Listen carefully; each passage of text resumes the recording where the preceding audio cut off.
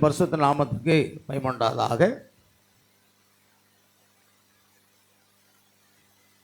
தேவனுடைய பிரதான கிருபையினாலே அல்லேலூயா மறுபடியுமாக தேவ சமூகத்தில் நாம் கூடு வரும்படி கர்த்தர் கிருபை செய்திருக்கிறார். என்று நம்முடைய செய்திக்காக ஆட்டுக்குட்டியும் புறாவும், த lamb and the dove என்ற தலைப்பில் இந்த செய்தியை நாம் கேட்க போகிறோம். அதற்கு ஆதாரமாக மத்தேயு எழுதின சுவிசேஷம் 3ஆம் அதிகாரம் 16-17 வசனங்களை நாம் வாசிக்க கேட்போம்.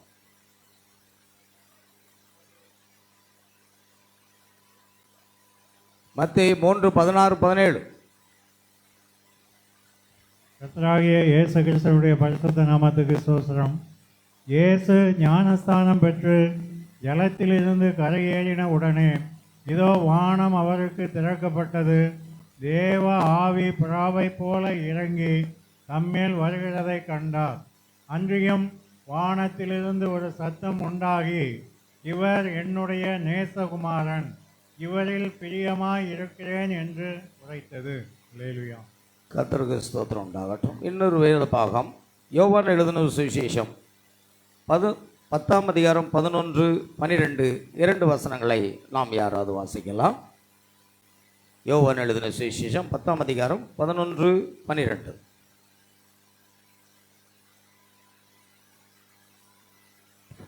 நானே நல்ல மேய்ப்பன் ஆடுகளுக்காக தன் ஜீவனை கொடுக்கிறான்.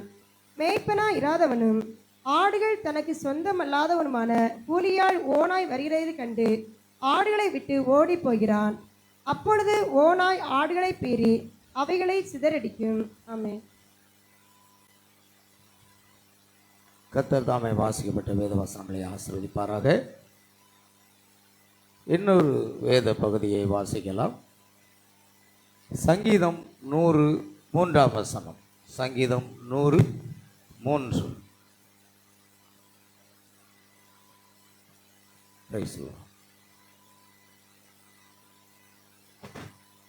கர்த்தரே தேவனென்று அறியுங்கள், நாம் அல்ல, அவரே நம்மை உண்டாக்கினார்.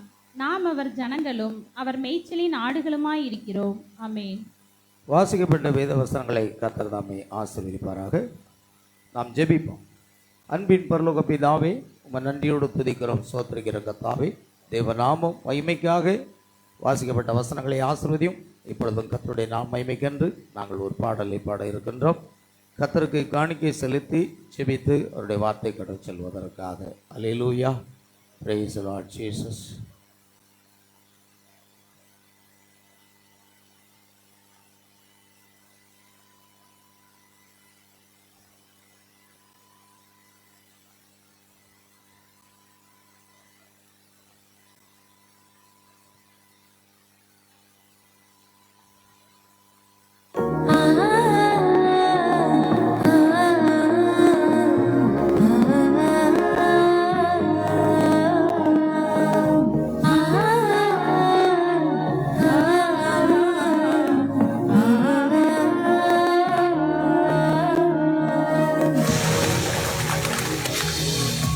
காட்டுப்புறாவின் சத்தம் கேட்கின்றதே, என் நேசர் என்னை தேடி வருவார் என்று. கானக்குயிலின் கானம் இசைக்கின்றதே, மன்னவர் சிங்காரமாய் வருவார் என்று. காட்டுப்புறாவின் சத்தம் கேட்கின்றதே, என் நேசர் என்னை தேடி வருவார் என்று. கானக்குயிலின் கானம் இசைக்கின்றதே, மன்னவர் சிங்காரமாய் வருவார் என்று. உம் வருகை வரை நான் காத்திருப்பேன், என் விழி இரண்டால் என்றும் விழித்திருப்பேன். உம் வருகை வரை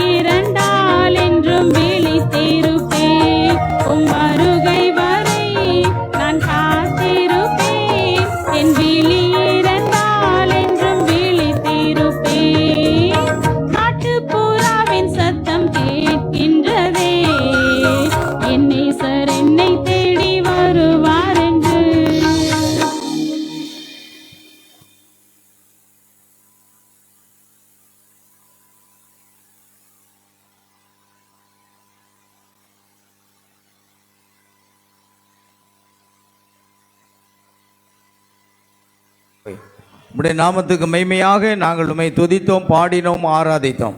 கர்த்தாவே, உம்முடைய நாம் மைமைக்காக ஆண்டவரே ஆட்டுக்குட்டியும் புறாவும் என்ற தலைப்பில் இந்த செய்தியை கர்த்தர் எங்களுக்கு தந்திருக்கிறீர். அதற்காக நன்றி செலுத்துகிறோம். உம்முடைய வார்த்தையை பேசும்படியாக அடியனுடைய நாவுகளை பிடித்து கொண்டு நீர் பேசுவீராக. பரிசுத்த ஆவியானவர் அடியனை அபிஷேகத்திரளும். இங்கே வந்திருக்கிற ஒவ்வொரு தேவ பிள்ளைகளையும் பரிசுத்த ஆவியானவர் அபிஷேகமுடியாக ஜெபிக்கிறோம். கர்த்தராகிய இயேசு கிறிஸ்துவின் நாமத்தினால் ஆண்டவரே உம்மை நன்றியோடு உம்மை துதிக்கிறோம். கர்த்தாவே, கர்த்தாவே, வாசிக்கப்பட்ட வேத வசனங்களை தேவன் ஆசீர்வதித்து தாரும். உம்முடைய நாமம் மகிமைப்படட்டும். உம்முடைய கரங்களில் ஒப்புக் கொடுக்கிறோம். பொறுப்படுத்திக் கொள்ளும், வழி நடத்தும், ஆசீர்வதியும், பலப்படுத்தும். இயேசுவின் நாமத்திற்கு எடுக்கிறோம் பிதாவே, ஆமென். அல்லேலூயா. தேவனுடைய வார்த்தை கிடைச்சிருவோம். ஆட்டுக்குட்டியும் புறாவும், ஆமென். இந்த தலைப்பில் இந்த செய்தியை நம்ம கேட்கணும்.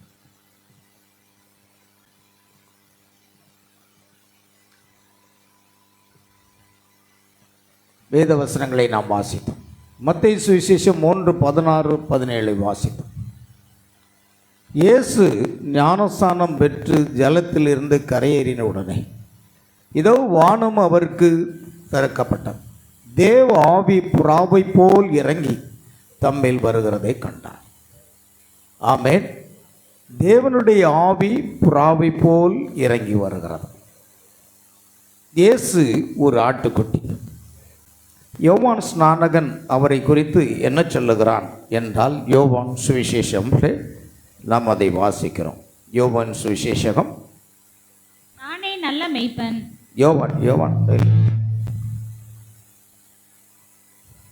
யோவான் சுவிசேஷத்தில் அது இல்லை, நல்ல மெய்ப்பன் அல்ல. யோவான் அவரை குறித்து சொல்லுகிற ஒரு வார்த்தை மறுநாளிலே 1:29 மறுநாளிலே அவனுடைய சீஷரில் 2 பேரும் நிற்கும்போது இயேசு நடந்து போகிறதை அவன் கண்டு, இதோ தேவ ஆட்டுக்குட்டி என்றான். அல்லேலூயா. வாசிங்க. போதும். மறுநாளிலே யோவான் அவனுடைய சீஷரில் 2 பேரும் நிற்கும்போது இயேசு நடந்து போகிறதை அவன் கண்டு, இதோ தேவ ஆட்டுக்குட்டி என்றான். இதோ தேவ ஆட்டுக்குட்டி என்றான். பரிசுத்த ஆவியானவர் புறாவை போல் இறங்கி வருகிறார். தேவ ஆட்டுக்குட்டியானவர் இங்கே பூமியிலே யோர்தான் நதியிலே நின்று கொண்டிருக்கிறார். அவர் ஞானஸ்நானம் பெற்ற பிறகு பரிசுத்த ஆவியானவர் அவரை மேல் வந்து அவரை நிரப்புகிறார். அதுதான் பேதுரு பெந்தெகோஸ்தே நாளிலே பிரசங்கித்தது. அப்போஸ்தலர் 2:38 நீங்கள் மனம் திரும்பி ஒவ்வொருவரும் பாவ மன்னிப்புக்கென்று இயேசு கிறிஸ்துவின் நாமத்தினாலே ஞானஸ்நானம் பெற்றுக்கொள்ளுங்கள், அப்பொழுது பரிசுத்த ஆவியின் வரத்தை பெறுவீர்கள். இப்போ ஞானஸ்நானம் பெற்றவுடனே இயேசு கிறிஸ்துவின் மேலே என்ன வருகிறது? பரிசுத்த ஆவி வருகிறது. அதே போல் அப்போஸ்தலர் 2:38 ஞானஸ்நானம் பெறுகிறவர்கள் பரிசுத்த ஆவியை பெற்றுக்கொள்வார்கள். அதுதான் அதற்குரிய வழிமுறை. அது பிதா குமாரன் பரிசுத்த ஆவி அல்ல. அது குழந்தைக்கு கொடுக்கிற ஞானஸ்நானம் அல்ல. அது தெளிக்கிற ஞானஸ்நானம் அல்ல.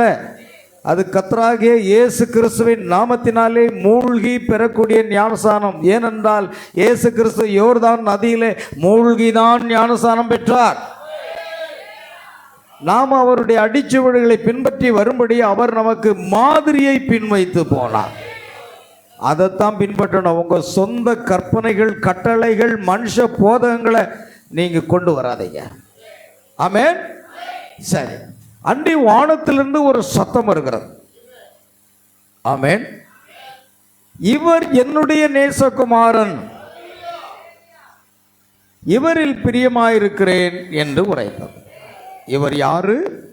என்னுடைய நேசகுமாரன். இது யாருக்கு அடையாளம்? பரிசுத்த ஆவியானவர் யார் மேல் இறங்கி வருகிறாரோ அவர்கள் ஒவ்வொருவரும் தேவனுடைய நேசகுமாரர்களாக, நேசகுமாரத்திகளாக இருக்கிறார்கள். அல்லேலூயா. அதுதான் இவன் என்னுடைய நேச குமாரன். ஆண்டவருக்கு மகிமை உண்டாகட்டும். பிரியமான தேவனுடைய பிள்ளை, அதைத்தான் நம்ம பார்க்கோம். ஆகையால் தேவனுடைய நேச குமாரர்களாகவும் குமாரத்திகளாகவும் நாம் இருக்கிறோம் என்பதை நாம் கவனிக்க வேண்டும். அல்லேலூயா, பிரைஸ் லார்ட் ஜீசஸ்.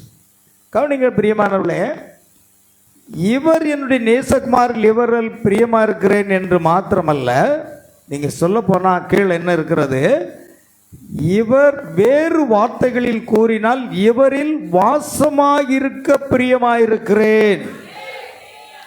அல்லேலூயா, கர்த்தருக்கு ஸ்தோத்திரம் உண்டாகட்டும். கவனிகள் அருமையானவர்களே, யோவான் சுவிசேஷத்தில் எத்தனாவது 1ஆம் அதிகாரமா, மன்னிக்கும், எத்தனை அதிகாரம், 10ஆம் அதிகாரமா, மத்தேயு சுவிசேஷம், மத்தேயு 3ஆம் அதிகாரத்திலே நாம் பார்க்கிறோம். ஆமென். மத்தேயு 3ஆம் அதிகாரம் 17வது வசனத்திலே நாம் பார்க்கிறோம். அன்றியும் வானத்திலிருந்து ஒரு சத்தம் உண்டாகி, இவர் என்னுடைய நேசகுமாரன், இவரில் பிரியமாயிருக்கிறேன். And lo a voice from heaven, amen, saying, this is my beloved son, in whom I am well pleased. This is my beloved son. இவர் என்னுடைய நேச குமாரனாக இருக்கிறார். அல்லேலூயா, அதுதான் காரியம். அப்படியானால் யாரு ஆட்டுக்குட்டியாக சுபாவம் மாற்றப்படுதோ அதன் மேல் பரிசுத்த ஆவியானவர் இறங்கி வருகிறார். அது மாத்திரமல்ல, அந்த பரிசுத்த ஆவியை நாம் பெறும் பொழுது நாம் தேவனுடைய குமாரர்களும் நேசகுமாரர்களும் நேசகுமாரத்திகளாக மாற்றப்படுகிறோம். ஆமென், கர்த்தருக்கு ஸ்தோத்திரம். இப்பொழுது நாம் ஆட்டுக்குட்டியும் புறாவும் என்ற தலைப்பில் இந்த செய்தி. ஆட்டுக்குட்டியும் புறாவும் ஒரே சுபாவத்தை உடையவர்கள். ஆட்டுக்குட்டியின் தேவனை குறிக்கிறது, புறாவும் தேவனை குறிக்கிறது. அப்படியானால் அவர் வெவ்வேறு சுபாவத்தை உடையவராக எப்படி இருக்க முடியும்? புரிகிறதா? பாருங்கள், இப்போ செய்திக்கு போகலாம். பனி வெண்புறா சிறகுகள் மேல் என்ற செய்தியில் தீர்க்கதரிசி சொல்லுகிறார். பாருங்கள், இந்த புறா என்பது, அல்லேலூயா, இந்த புறா என்ப பறவையை குறித்து நாம் பார்க்கிறோம். புறா எப்பொழுதுமே எனக்கு பிரியமான பறவைகளில் ஒன்றாக இருந்து வருகின்றது. எல்லாருக்கும் அது பிரியமானது. புறா என்பது எல்லாரும் பிரியப்பட்டு வளர்க்கிற ஒன்றாக இருக்கிறது. அல்லேலூயா. ஆகையால் பிரியமானவர்களை, புறாவை குறித்து சிந்திக்கும் போது அது உண்மையில்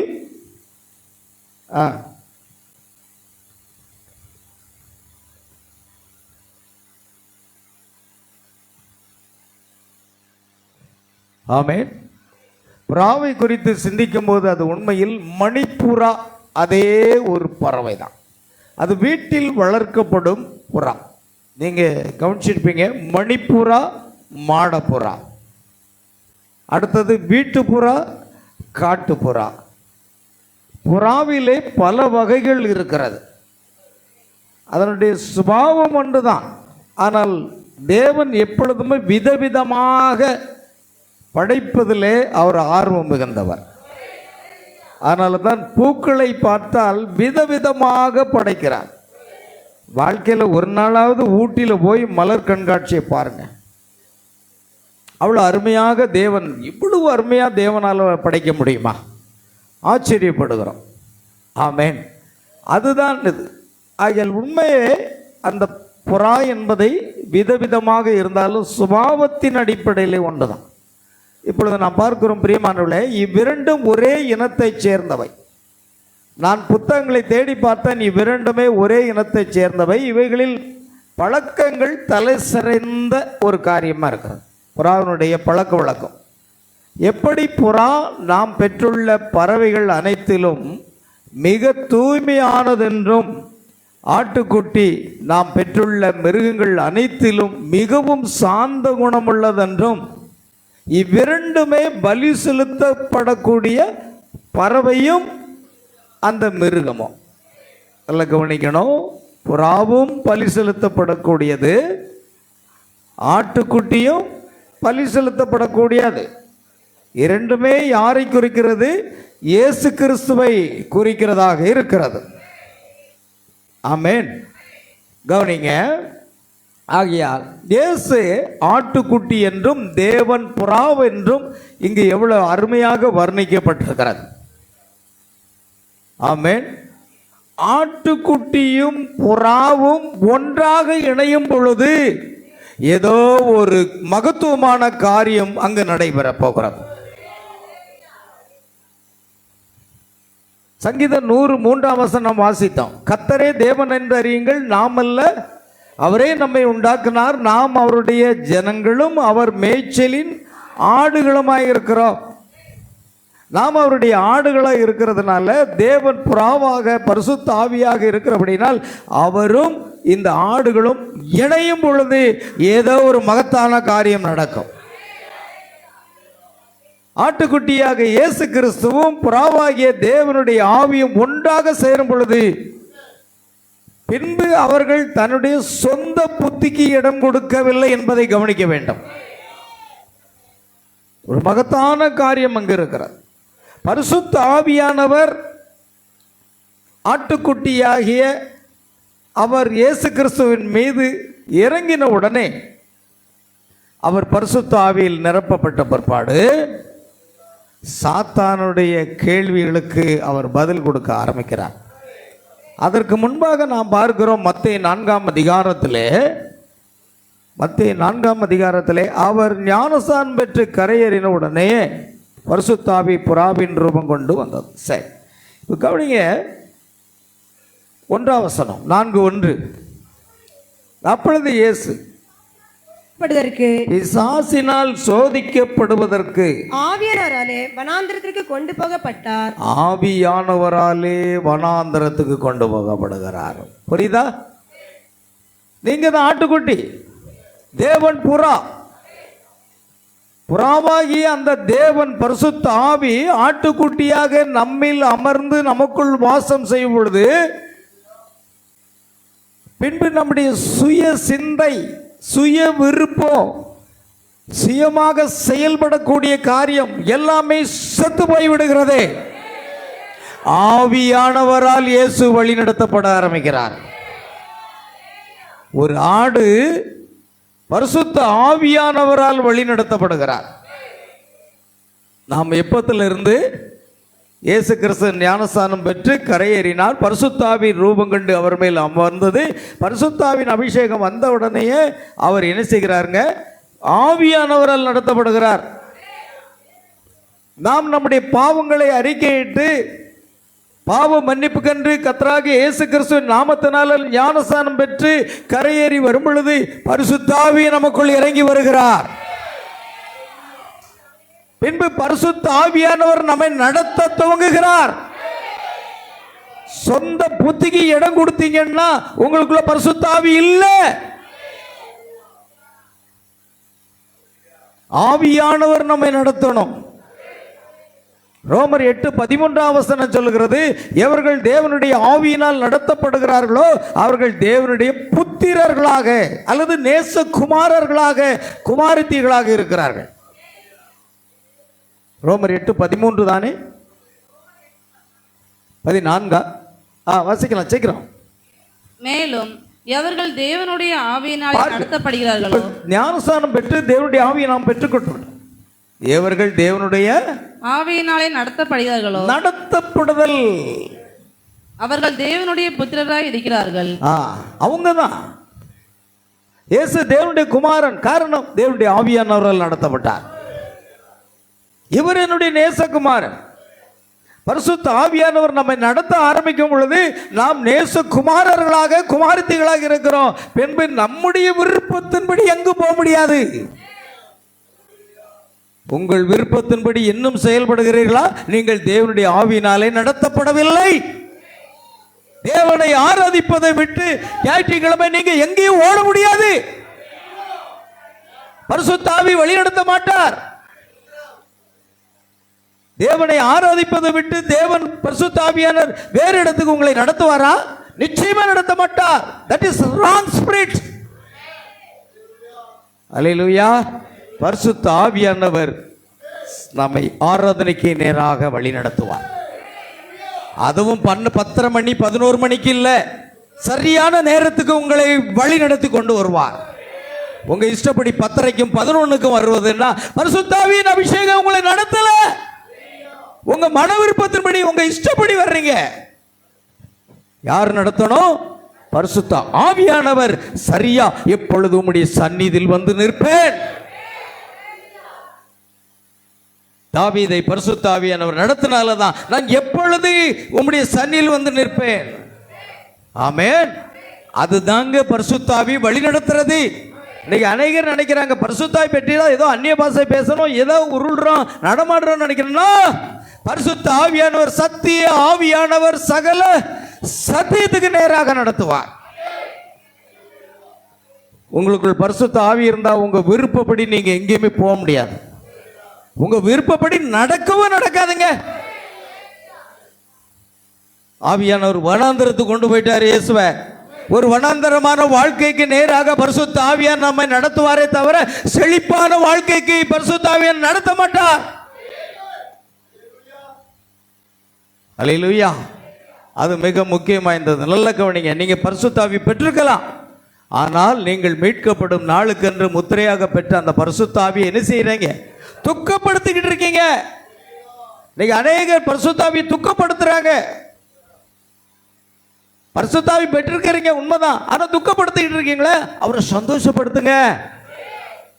சரியான நேரத்துக்கு ஆராதனை துவங்குவதற்கு முன்பாக வந்து முழங்கால் பண்ணிட்டு, தேவனே உம்முடைய சமூகத்துக்கு வந்து அடியனுடைய பாவங்களை மன்னித்து பரிசுத்தப்படுத்தி இந்த ஆராதனை எங்களுக்கு ஆசீர்வாதம் தாரும், நீர் எங்களோடு பேசும். அதுதான் பரிசுத்த ஆவியில வழி நடத்தப்படுகிறது.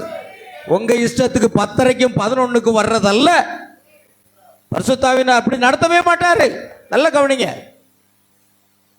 ஆமென். எவர்கள் தேவனுடைய ஆவியினால் நடத்தப்படுகிறார்களோ அவர்கள் தான் தேவனுடைய நேசகுமாரர்கள், நேசகுமாரத்திகள். பொதுவாக ஞாயிற்றுக்கிழமை உங்களை தேவனுடைய ஆராதனைக்கு வராதா எங்கேயாவது கொண்டு போச்சுன்னா அது பிசாசு. தீர்க்கதரிசி சொல்கிறார், நான் சொல்லல. இன்றைக்கு ஆராதனைக்கு வரக்கூடாதபடிக்கு பிசாசு என்ன செய்தான்? என்னை தடை செய்த பார்த்தான். ஆனால் தேவ ஆவியானவரோ என்னை கொண்டு வந்திருக்கிறார். ஞாயிற்றுக்கிழமை ஆராதனைக்கு வரலன்னு யாராவது சொன்னீங்கன்னா அது பிசாசு தான் உங்களை வழி நடத்துது, தேவன் அல்ல, பரிசுத்த ஆவி அல்ல. பேதுருவை குறித்து வேதம் சொல்லுகிறது. தேவன் பரிசுத்த ஆவியை பெற்றிருக்கும் பொழுது இயேசு சொன்னார், அங்கு பேதுருவு அவனுக்கு விருப்பமில்லாத இடத்துக்கு கர்த்தர் கொண்டு போனாராம். வாசிங்க, எங்கேயாவது இருந்தால் எடுத்து வாசிங்க. டக்குன்னு மறந்துட்டேனா? யோவான் சுவிசேஷமா?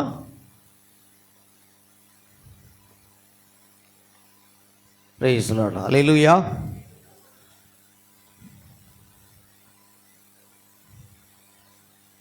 என்ன எடுக்கலையா யாருமே?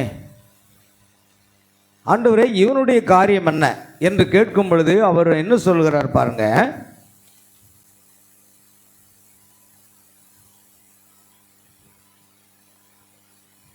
யோவான் சுவிசேஷம் 21ஆம் அதிகாரம் 18ஆம் வசனம் வாசிப்போம். நீ இளவயதுள்ளவனா இருந்தபோது வாசிக்கலாம். உன்னை நீ அறை கட்டி நீ இளம் வயதுள்ளவனாக இருந்தபோது உன்னை நீயே அறை கட்டி கொண்டு உனக்கு இஷ்டமான இடங்களில் நடந்து திரிந்தாய். நீ ரட்சிக்கப்படுவதற்கு முன்பாக பரிசுத்த ஆவியின் அபிஷேகம் பெறுவதற்காக உனக்கு இஷ்டமான இடத்துக்கு அலைந்து திரிந்தாய். நல்ல கவனிங்க.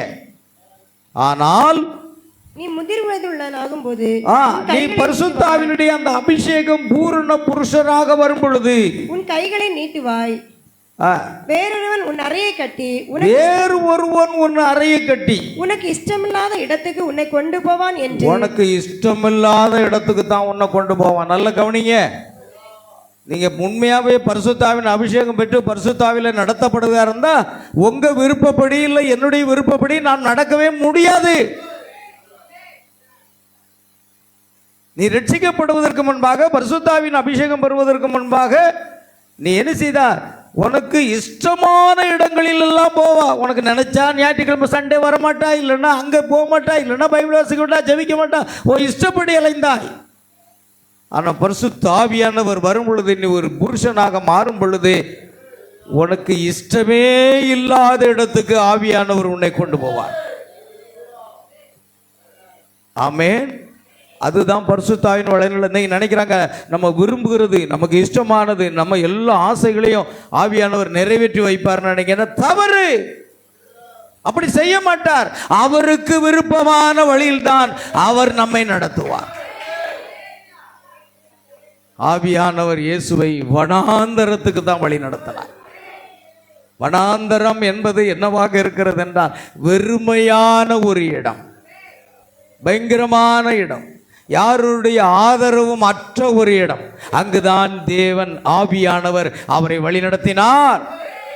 பரிசுத்த ஆவியானவர் நம்மை உலகத்துக்கு நேராக ஒரு காலும் வழி நடத்த மாட்டார். உங்களுக்கு விருப்பமானபடி எதுவுமே நடக்காது. நல்லா கவனிங்க. ஆமென். நமக்கு இஷ்டமில்லாத இடத்துக்கு ஆவியானவர் பேதுருவை கொண்டு போறார். புரிகிறதா? அதுதான் பரிசுத்த ஆவியானவருடைய நடத்துதல். இயேசு ஆட்டுக்குட்டி என்றும் தேவன் புறா என்றும் இங்கு எவ்வளவு அழகாக வர்ணிக்கப்பட்டுள்ளது. புறா ஒரு ஓநாயின் மேல் உட்காராது. கவனிங்க, ஒரு புறா ஒரு ஓநாயின் மேலே ஒரு நாளும் உட்காராது. நீங்கள் பார்ப்பீர்களானால் புறா எப்பொழுதும் ஆட்டுக்குட்டியின் மேலே தான் உட்காரும். அதுவும் செம்மறி ஆட்டுக்குட்டியின் மேல் தான் வந்து உட்காரும். புரிகிறதா? ஏன்? அந்த செம்மறி ஆட்டுக்குட்டியின் சுபாவமும் புறாவின் சுபாவமும் ஒருமையாக ஒன்றாக இருக்கிறது. எப்படி தேவனுடைய வார்த்தை தேவனுடைய வார்த்தையோடு தான் இணையுமே தவிர கள்ள போதகங்களோடு இணையாது. ஆமென். ஏனெனில் ஓநாயின் தன்மை அதற்கு உகந்ததல்ல. புறாவின் தன்மை வேறு, ஓநாயின் தன்மை வேறு. அது நாயின் மேல உட்காராது. ஒரு புறா நாயின் மேல வந்து உட்காராது. ரெண்டு பேருடைய தன்மை வேற. ஆமென். அல்லேலூயா. அது ஆட்டுக்குட்டியாகவே இருக்க வேண்டியதாக இருக்கிறது. ஆமென். நீங்கள் பரிசுத்தாவின் அபிஷேகத்தை பெற வேண்டுமானால், அந்த புறாவானது உங்களை அபிஷேகிக்க வேண்டுமானால், நீங்கள் ஆட்டுக்குட்டியுடைய சுபாவத்தை உடையவர்களாக இருக்க வேண்டும். ஒரு ஆட்டுக்குட்டிய சுபாவம் உங்களுக்கு வரும் வரைக்கும் பரிசுத்த ஆவியானவர் உங்களை நிரப்பவே முடியாது. இயற்கையை பாருங்கள். பரிசுத்த ஆவி புறா யார் மேல வந்து உட்காருது? ஆட்டுக்குட்டியின் மேல தான். இயேசு ஒரு ஆட்டுக்குட்டியாக இருந்தார். அவர் மேல் தான் பரிசுத்த ஆவி புறாவின் ரூபம் கொண்டோம். நாம் இன்னைக்கு ஆட்டுக்குட்டி சுபாவம் இல்லை அப்படின்னா பரிசுத்த ஆவி நம்ம மேல் ஒரு நாள் வரமாட்டார். நீங்கள் அந்நிய பேசலாம், தீர்க்க தரிசனம் சொல்லலாம், ஆவியில் நடனம் ஆடலாம், எல்லாம் பண்ணலாம். ஆனால் அது பரிசுத்த ஆவி அல்ல. அது ஒரு விதமான உணர்ச்சிகள் மாத்திரமே. ஆகையால் இரண்டு சுபாவமும் தன்மைகளும் ஒன்றாக இருக்க வேண்டும். அவ்வாறே நாமும் இருக்க வேண்டியது அவசியமாக இருக்கிறது. அல்லேலூயா. இன்னைக்கு அநேகர் இன்னும் பரிசுத்த ஆவியை பெறல. ஏன் தெரியுமா? ஆட்டுக்குட்டி சுபாவம் உங்களுக்குள்ள முதல்ல வரணும். வரலன்னா வரமாட்டாருங்க. ஆமென். நமது தன்மையும் மூர்க்கமான பாவி என்பதிலிருந்து ஆட்டுக்குட்டியின் சாந்த குணமாக மாற வேண்டியது அவசியம். ஆமென். நீங்கள் புறாவையும் ஆட்டுக்குட்டியையும் கவனித்தீர்களா? கவனிங்கள். ஆட்டுக்குட்டி தனக்கு இருந்த எல்லாவற்றையும் புறாவுக்கு விட்டு கொடுத்து விட்டது. ஆமென். ஆட்டுக்குட்டி என்ன செய்கிறதுங்க? தனக்கு இருந்த எல்லாவற்றையும் புறாவுக்கு விட்டு கொடுத்து விட்டது. அந்த ஆட்டுக்குட்டி புறா தன்மையில் அமர்ந்து கொள்வதற்கு எந்த இடையூறும் விளைவிக்காது. இந்த ஆட்டுக்குட்டி மேய்வதற்கு எங்கு செல்லுமோ அங்கெல்லாம் இந்த புறாவை சுமந்து செல்லும். ஓ, ஆட்டுக்குட்டிய தன்மை நமக்குள்ள இருக்கும் பொழுது நாம் எங்கெல்லாம் செல்லுகிறோமோ அங்கெல்லாம் நம்முடைய பரிசுத்த ஆவியானவர் நமக்குள்ளாக இருந்து நம்மை நடத்துவார். அல்லேலூயா. புறா அதை எங்கு நடத்தி சென்றது என்பதை காணுங்கள். நம்முடைய பாவங்களுக்காக சிலுவையில் அறையப்படுவதற்கு இப்பொழுது புறா தேவன் தமது குமாரனுக்கு ஒன்றை எடுத்துக்காட்டாய் அளிக்க விரும்பினார். குமாரனுக்கு பூமியிலேயே மிகவும் தூய்மையானதும் சாந்த குணமும் நிறைந்த ஒரு மிருகம் எடுத்துக்காட்டாய் விளங்கினது. பூமியிலேயே சாந்த குணம் உள்ளதுதான் செம்மறி ஆடு. ஆமென். அதுதான் காரியம். அது பூமியிலே சஞ்சரிக்கக்கூடிய ஒரு மிருகம். ஆனால் பரலோகத்தில் உள்ள தேவன் தமக்கு எடுத்துக்காட்டாய் ஆகாயத்தில் பறக்கும் பறவைகளிலேயே மிகவும் தூய்மையான பறவையாகிய புறாவை அளித்தார். ஆமென். நாம் 3 வாரங்களாக கழுகை பற்றி நாம் தியானித்தோம். ஆமென். கழுகை குறித்து நாம் தியானிக்கும் பொழுது பிரியமானவர்களே, அது யெகோவா தேவனுக்கு ஒரு அடையாளமாக, தீர்க்கதரிசிகளுக்கு ஒரு அடையாளமாக இருக்கிறது என்றும், நாம் கழுகு குஞ்சுகளாக இருக்கிறோம் என்பதை பார்த்தோம். இயேசு கிறிஸ்து ஆட்டுக்குட்டியா இருந்ததுனால தான் நாம் அவருடைய மேய்ச்சலின் ஆடுகளாக இருக்கிறோம். அவர் ஆட்டுக்குட்டி, நாம ஆட்டுக்குட்டி தான். அவர் ஆட்டுக்குட்டியாக நாம் ஓநாயாக இருக்க முடியாது. அவர் ஆட்டுக்குட்டி இருந்தால் ஆட்டுக்குட்டிக்கு பிறந்த குட்டிகளோ ஆட்டுக்குட்டிகளே. ஆமென். ஆகையால் புறாக்களில் வெவ்வேறு வகை உண்டு. நமது காட்டு புறாக்கள் ஒரு வகை சாம்பல் நிற தோற்றம் கொண்ட பறவை. பிறகு துக்கம் கொண்டாடும் புறா ஒன்று உண்டு.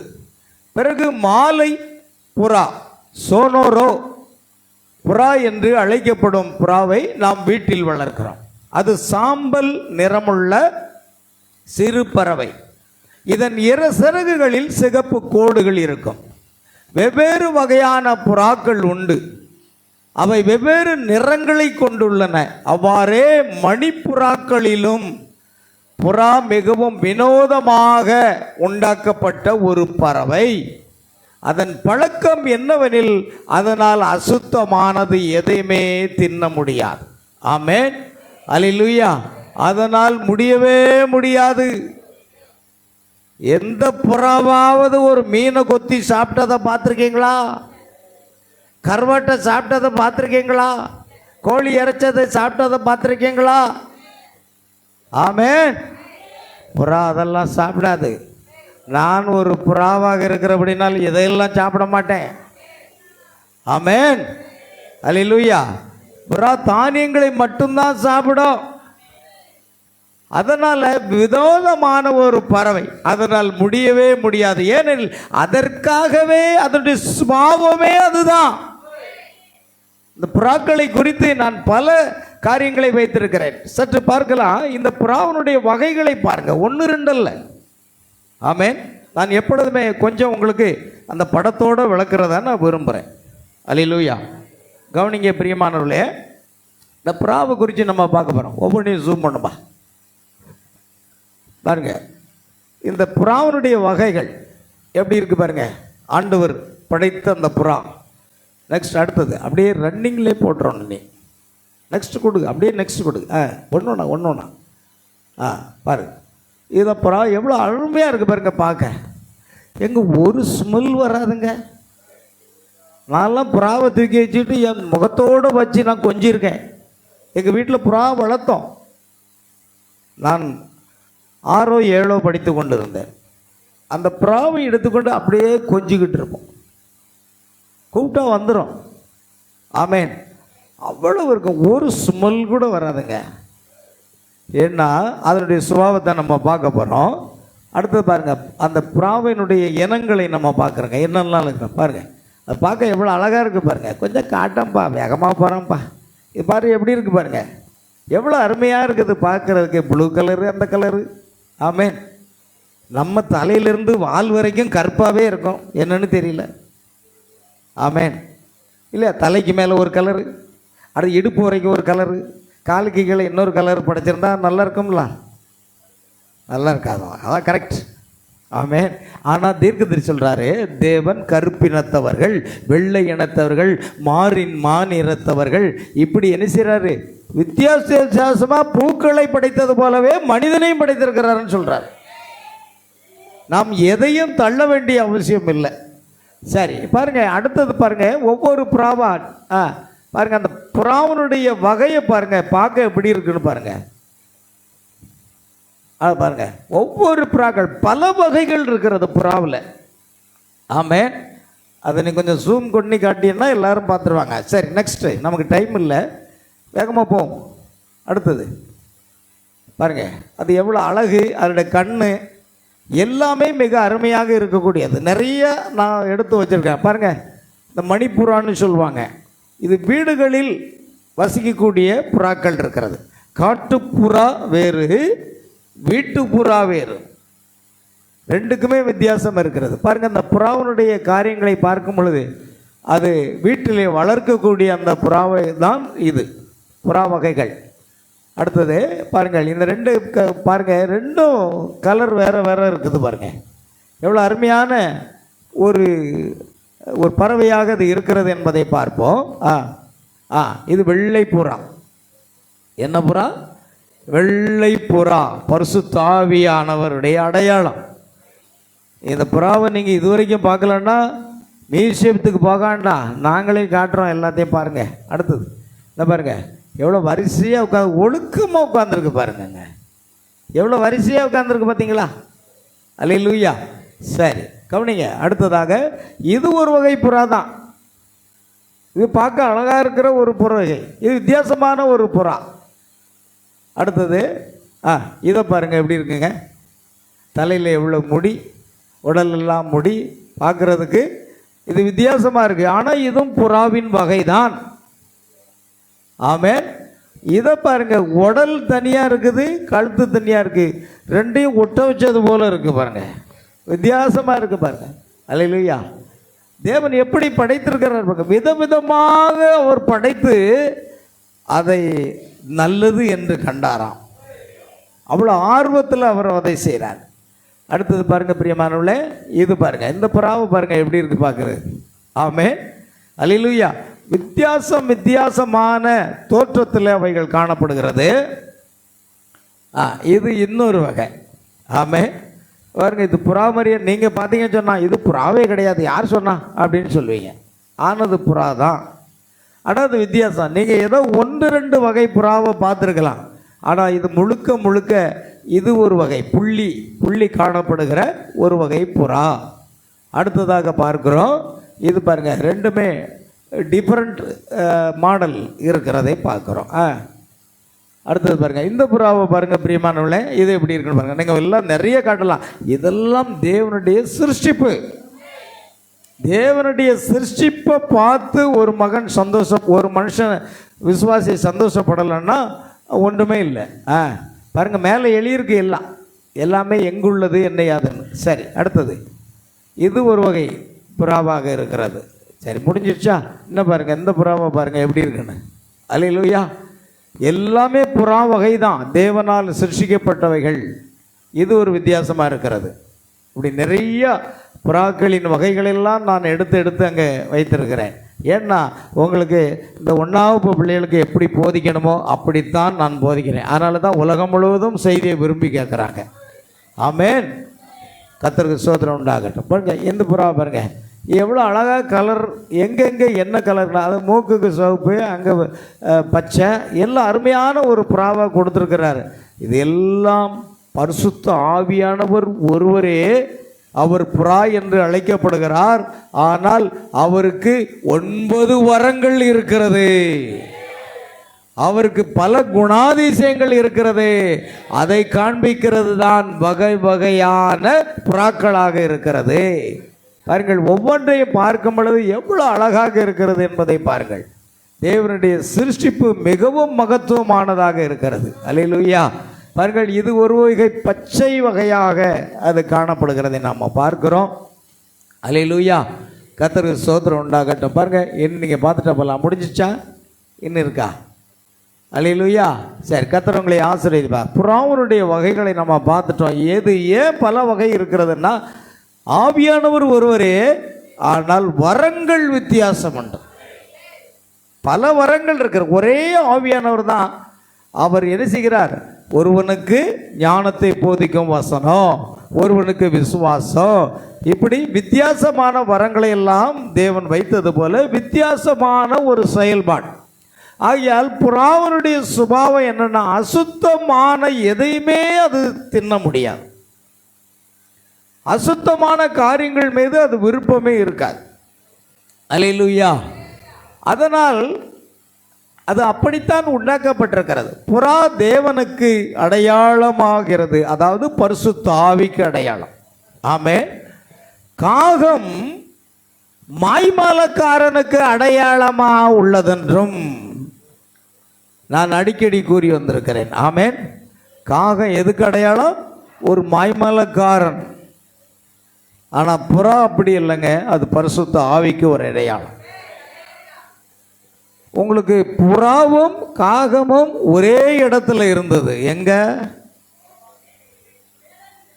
பேழைக்குள்ள இருந்தது. நோவாவுடைய பேழைக்குள்ள புறாவும் இருந்தது, காகமும் இருந்தது. ஒரு நாள் பூமியிலே தண்ணீர் வற்றி போய்விட்டதோ என்று நினைத்து ஒரு காகத்தை எடுத்து நோவா விட்டான் வெளியே. அந்த காகம் சென்று என்ன செய்ததுன்னா, செத்து அழுகி போய் நாற்றம் எடுத்த அந்த உணவை எல்லாம் கொத்தி கொத்தி சாப்பிட ஆரம்பித்தது. காகம் என்ன செய்யும்? நிறைய செத்துப்போன உயிரினங்கள் கிடக்கும் பொழுது ஒன்றை கொத்தி சாப்பிட்டுட்டு இங்கிருந்து பறந்து இன்னொரு பிணத்தின் மேலே உட்கார்ந்து அதை சாப்பிடும். பின்பு அங்கிருந்து என்ன செய்யும்? வேறொரு இடத்துக்கு போகும். இது எதுக்கு அடையாளம் தெரியுமா? மாய்மாலக்கார விசுவாசி இருக்கானே, ஒரு சபையிலும் உருப்படியா இருக்க மாட்டான். இவன் இங்கிருந்து அங்க போவான், அங்கிருந்து அதுக்கு அங்க போவான், அங்கிருந்து இங்க போவான். இப்படிதான் சபையை பூரா சுத்திக்கிட்டு வருவான். இவனுக்கு சத்தியமே தெரியாது. ஆமென். ஒரு உண்மையான விசுவாசி சத்தியம் முழுவதுமாக எங்கே போதிக்கப்படுகிறதோ அவன் அங்குதான் இருப்பான். அதை விட்டு ஒரு காலம் வெளியேற மாட்டான். ஆமென். அது மிக முக்கியமான ஒன்றா இருக்கும். ஆனால் அந்த காகம் மாய்மாலக்காரனுக்கு மட்டும் இல்லை, ஒரு அவிசுவாசிக்கும் அடையாளமாக இருக்கிறது. அவன் ஒரே இடத்துல இருக்கவே மாட்டான். இங்கே நல்ல இல்லை, திம்மராஜபுரம் சபை நல்லா இருக்குன்னு நினச்சிட்டு வந்தேன், பிடிக்கல, அங்கே ஒன்று இருக்குது, அங்கே போகிறேண்ணா. அது கொஞ்ச நாள் தான், அப்புறம் அங்கேருந்து போயிடுவான். யாராவது சபை விட்டு போகிறவங்க ஒரே நிலையில் இருக்காங்களா? இல்லவே இல்லை. இங்கேருந்து ஒன்றா போனவன் 3ஆ போயிட்டாங்க, 4ஆ போயிட்டாங்க. ஆமென். நிலைத்து இருக்க முடியல.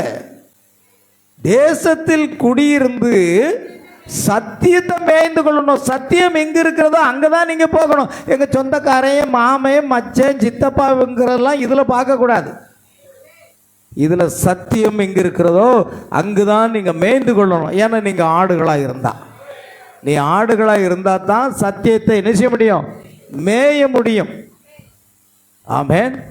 நீங்கள் காகமாக இருந்தால் எப்படி ஒரே சபையில் இருக்க முடியும்? உங்களால் இருக்கவே முடியாது. வஞ்சக போதகங்கள் ஒன்று ஒன்றா வந்துக்கிட்டே இருக்கும். நீங்கள் ஒவ்வொரு போதகத்துக்கும் என்ன செய்வீங்க? அப்படியே போய்கிட்டே இருப்பீங்க. மனுஷன் இந்த மனுஷகுமார் வந்து விட்டார், 2ஆம் வர்க்கம் முடிஞ்சு போச்சுன்னா அங்கே தாவிறீங்க. அங்கேருந்து பிரணாம் தான் கிறிஸ்துன்னு சொல்லிட்டு ஒரு போதகனா இங்கேருந்து அங்கே தாவிறீங்க. அப்புறம் இன்னொருத்தன் 1000 வருஷம் அரசாட்சி இப்படி நடந்து கொண்டிருக்கிறது, இங்கேருந்து அங்கே தாவிடுவீங்க. அடுத்து எடுத்துக்கொள்ளப்படுதல் முடிஞ்சு போச்சு, இங்கிருந்து தாவி கடைசியில் ஆளை காணாமல் போயிடும். காகம் இதுதான், நல்ல ஞாபகங்க. காகம் சத்தியம் எங்கே இருக்கிறதோ அங்கு தான், மன்னிக்கும், புறா சத்தியம் எங்கே இருக்கிறதோ அங்கு தான் இருக்கும். ஆனால் காகம் சத்தியம் இருக்கிற இடத்துல இருக்காது. குறிப்பிட்ட காலம் வந்த பிறகு நல்லா கொத்தி சாப்பிடும். ஆனால் கண்களை எடுத்து பார்த்தா தூரத்தில் ஒரு நல்ல ஒயிட் கலரில் ஒரு ஏதோ ஒரு பொண்ணு, ஒரு ஒரு பறவையோ இல்லை ஏதோ ஒரு மிருகம் செத்து கிடக்குத. இப்போ இது இவ்வளோ நேரம் தின்னுட்டு சொல்லும், இப்போ கொஞ்சம் நாற்று அடிக்கலாம். இவ்வளோ நேரம் நாற்று அடிக்கலை, இப்போ என்ன தான் கொஞ்சம் நாற்றம் வருது. பார்த்தீங்களா? திம்மராஜபுரம் சபையில் நல்லா தான் இருந்தது, ஆனால் இப்போ கொஞ்சம் நாற்றம் அடிக்கி. அப்போ நம்ம என்ன செய்யலாம்? அங்கே போயிடலாம். மாய்மாலக்காரனுக்கு அடையாளம் காகம். ஒரு இடத்துல இருக்க மாட்டாங்க. காகம் ஒரே இடத்துல இருக்கவே இருக்காது. சத்தியம் இருக்கிற இடத்துல, சத்தியம் முழுவதுமாக பிரசங்கிக்கிற இடத்துல கூட அது இருக்க முடியாது. ஆமென். ஆனால் புறாவினுடைய சுபாவம் அதுவல்ல. அது வார்த்தை எங்கிருக்கிறதோ, வார்த்தை என்பது விதையாக இருக்கிறது. அந்த விதைகளை மட்டும்தான் புறா சாப்பிடும், தானியங்களை மட்டும்தான் சாப்பிடும். அப்போ வார்த்தை என்பது விதை. லூக்கா 8:11 விதை என்பது தேவனுடைய வசனம்.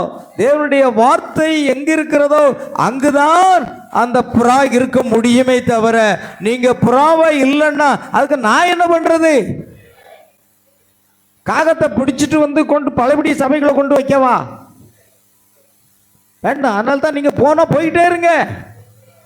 ஆமே, நான் எதை பற்றியும் கவலைப்படுறதில்லை. ஏன்னா நீ புறாவா இருந்தா வேற எங்கேயும் போக முடியாத. உன்னுடைய ஆகாரம் இங்க தானே இருக்குது, உன்னுடைய விதை இங்கு தானே இருக்கிறது, உனக்குடைய வார்த்தை இங்கு தானே இருக்கிறது. அப்படின்னா நீ எங்க போக முடியும்? ஆனா நீ காகமா இருந்ததுனால போகலாம். அது அப்போஸ்தலர் சொல்றாங்க, அவர்கள் நம்முடையவர்களாக இருந்தார்களானால் நம்மை விட்டு பிரிந்து போயிருக்க மாட்டார்களே. நம்முடையவர்களாக இல்லை என்பதை நிரூபிக்கும்படி தான் அவர்கள் போனார்கள். முடிஞ்சு போச்சு. ஏன் தேடுறீங்க? ஏன் கவலைப்படுறீங்க? விட்டுருங்க. நாம சத்தியத்தில் வளர்ந்துருக்கிறோம். ஆமென். கவனிங்க. ஆகையால் நான் ஒரு காகம் செத்து அழுகி போன பிணத்தின் மீது உட்கார்ந்து கொண்டு நாள் முழுவதும் அதை தின்றுவிட்டு வயலுக்கு பறந்து சென்று புறாவுடன் கோதுமையை தின்ன முடியுமா? ரெண்டும் செய்யலாம். ஆனால் செத்த பிணத்தை தின்ன முடியாது. இதனால் முடியவே முடியாது. ஒரு புறா என்ன செய்து? செத்து போன பிணம் இப்போ எங்க இருக்கு சொல்லுங்க பார்க்கலாம். செத்து போன பிணம் எங்க இருக்கு? சத்தமாக சொல்லுங்களேன். நான் ஒன்றும் பெரம்ப கையில் வச்சுருக்கேன். தப்பாக சொன்னால் அடிச்சு விடுவோன்னு பயப்பட்டீங்களா? தைரியமாக சொல்லுங்களேன். ஸ்தாபனங்கள் என்ன இருக்குன்னா, புளித்து போன மாவு இருக்கு, செத்து போன உபதேசம், வஞ்சக உபதேசம். ஆமென். அது ஸ்தாபனத்தில் மட்டுமா இருக்கு? தீர்க்கதரிசி செய்தியில் இருக்கவங்ககிட்டையும் இருக்குது. ஆமென். அப்போ அங்கே செத்து போன அந்த உபதேசம், பழமையான உபதேசம், இது ஸ்தாபனத்துக்குள்ள இருக்குது. ஆனால் செத்து போன பிணத்தை என்ன செய்யாது? ஒரு புறா சாப்பிடவே சாப்பிடாது. இந்த ஸ்தாபனங்களில் உள்ள எந்த உணவையும் நீங்கள் சாப்பிடவே முடியாது. நீங்க அப்படி சாப்பிட விருப்பப்பட்டீங்கன்னா நீங்க காகம், நீங்க மாய்மாலக்காரன் தான்.